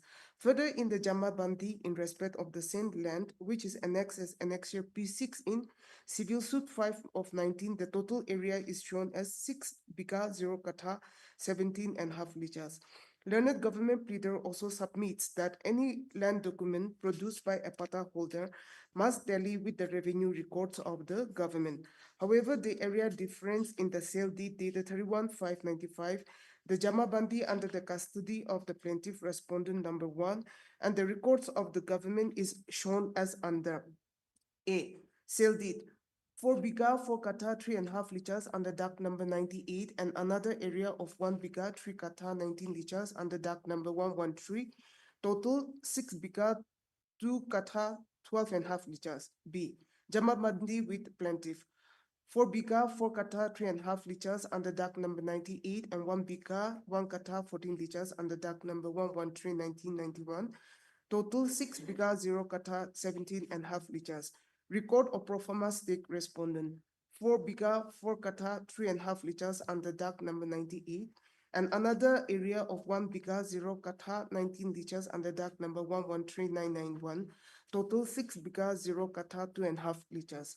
The stake respondent also submitted that an area of 0 biga 1 kata and 18 lichas was already separated from pata number 64, vide such and such dated 13/10/1988, and separated to pata number 573 in the year 1988 as shown in Jamabandi at Annexure 2 to the written statement of defendant 1 and 2 in Civil Suit 5 of 2019. Therefore, this Jamabandi shows that the land measuring an area of 0 biga, 1 kata, and 18 lichas was already separated from pata number 64 to pata number 573. Only after that, some remaining portion of the area was transferred to Srimati Mithai Lunromi by way of inheritance, provide number such and such dated 2/8/1990 as clearly shown in Annexure 2A to the written statement of defendant 1 and 2 in the Civil Suit 5 of 2019. Subsequently, in the year 1995, the plaintiff respondent number 1 purchased an area of 6 biga 0 kata 2.5 lichas from Mithai Lunromi.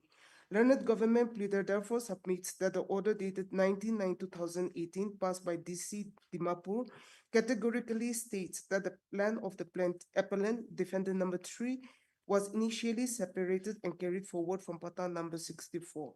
Hence, in the finding of the DC Dimapur also at paragraph 3, it is stated that the plaintiff respondent number 1 executed a sale deed with Srimati Maithan Lunromi, the then Patadar. As stated earlier, the DAC number 113 under Pata 64 covers a vast area, and from the Sikh DAC 113 number of plot of land has been carried over to different Pata numbers. Therefore, the plaintiff respondent 1 cannot claim the DAC number 113 belongs to him alone. The stake respondent further submits that the order dated 19/9/2018 was passed on the basis of the spot verification report and the various records maintained by the stake respondent. The land of the appellants also very much located within the old DAC number 113. And therefore, there are no contradictory facts in the spot verification report dated 28/11/2017 and order dated 19/9/2018. So your lordship, if we see the documents, there is a very much anomalies in the documents of the plaintiff. So what the learned appellate court has rightly quashed the injunction order. That's all. So there is no need for interference.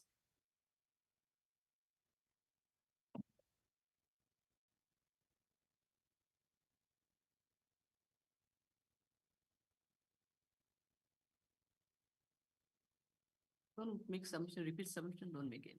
Just for some Submission some made- clarification. Don't repeat the submission. if Some anything is clarification. there. Some Otherwise, clarification. don't- I have a hard explanation. I'll just clarify what the thing. So it's clear. Clarification is already there, I think. What kind of clarification you need now? So here, Lordship, now this, the stand of the private respondent as well, the state respondent, their documents goes against them. The Lordship will kindly turn to page 105. We have already clarified what. Yes, so here, the pata number, the 238, that stands in the name of, it was standing in the name of one Pao Jai Chung. Then now it stands in the name of Kecha Longo. This same pata number is reflected in the order of the Deputy Commissioner, in the report of the LRS. And this land is mentioned in the report of the LRSO. It belongs to the private respondent. That is one aspect. Now, as per this document, page 105, Jamabandi, it stands in different person's name. That is one very important aspect of the matter. And the other one is that the Deputy Commissioner, with regard to 1998, the Jamabandi which has been claimed by the private respondent. Your Lordship will appreciate that. Sale deed was registered on 16 February 1998. And then on the same day, Jamabandi was issued without undertaking the legal process by issuing notice. This thing has not been complied. That is one aspect of the matter. Subsequent transfer in the name of the private respondent by his elder brother, that has been done on the basis of gift deed. But at that time, this donor, the alleged donor, the elder brother of the private respondent, he was no more. He had already expired in 2005. The gift deed was said to have been executed in 2015. On the same day, Jamabandi was also issued. 21st November 2015. Gift deed was Gift deed said was to have. executed not by his brother, I think father. Yes, yes. So, but that gift deed, that pata was standing in the name of the elder brother. So the father cannot execute gift deed since it does not stand in his name. That aspect is different. But the main question is, the gift deed was executed on 21st September 2015. And on the same day, Jamabandi was issued. That is how the manipulation is done. And even the state respondent, who was the custodian of the report of the land of the petitioner, they have issued the Jamabandi way back in 2019, which is at page 58, in my favor. Now in 2019, after the dispute arose, they have come with a separate document saying that my area is less. They are the custodian, they can do anything. If they favor somebody, they can make it the Jamabandi issued on one day. Registered on the same day, issued on the same day. That is not the law. Whereas in connection with the land of the petitioner, doc number 98 is not under dispute. A small portion of doc number 113, that is one kata, 18 lesai under dispute, which is claimed by the private respondent. Now, all other sites belong, the land belongs to me. He has come in between. And this dispute has already been settled in 99 by Deputy Commissioner with another person. That time he was not there because he doesn't have land. By making this Jamabandi a forced sale deed executed on 16 February 1998, on the same day Jamabandi issued. That is how the respondent, state respondent does when they favor somebody. Similarly, the gift deed alleged to be executed in the name of that person on 21st September 2015, and Pata also issued on the same day.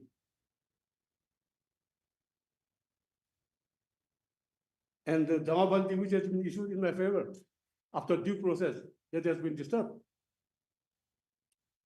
And the state respondent, they have given the right to take possession of the land belonging to me on the basis of that Jamabandi, that gift deed.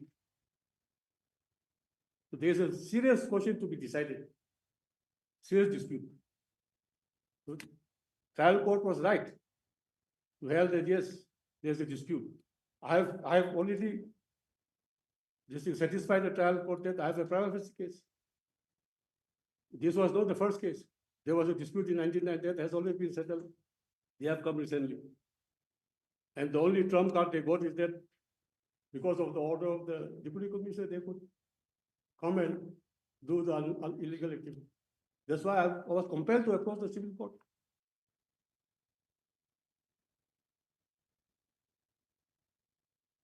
So, Your Lordship, I pray that the order of the first appellate court reversing the temporary injunction order granted by the trial court will interfere.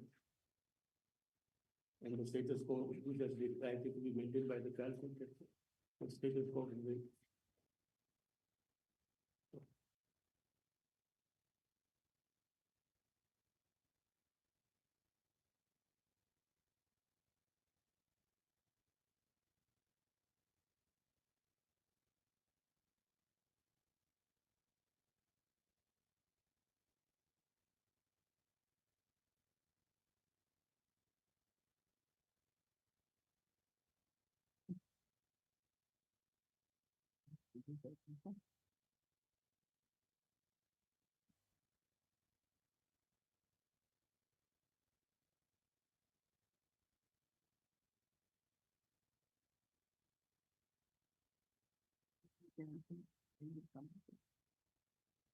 This will be one from my unit. It happened. This is stapler and it's stapler.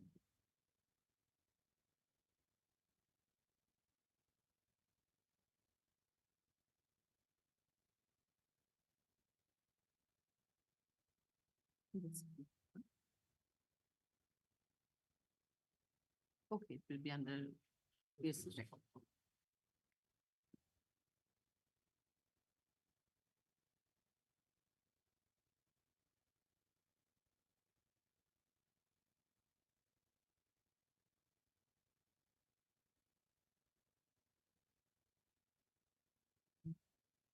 Mr.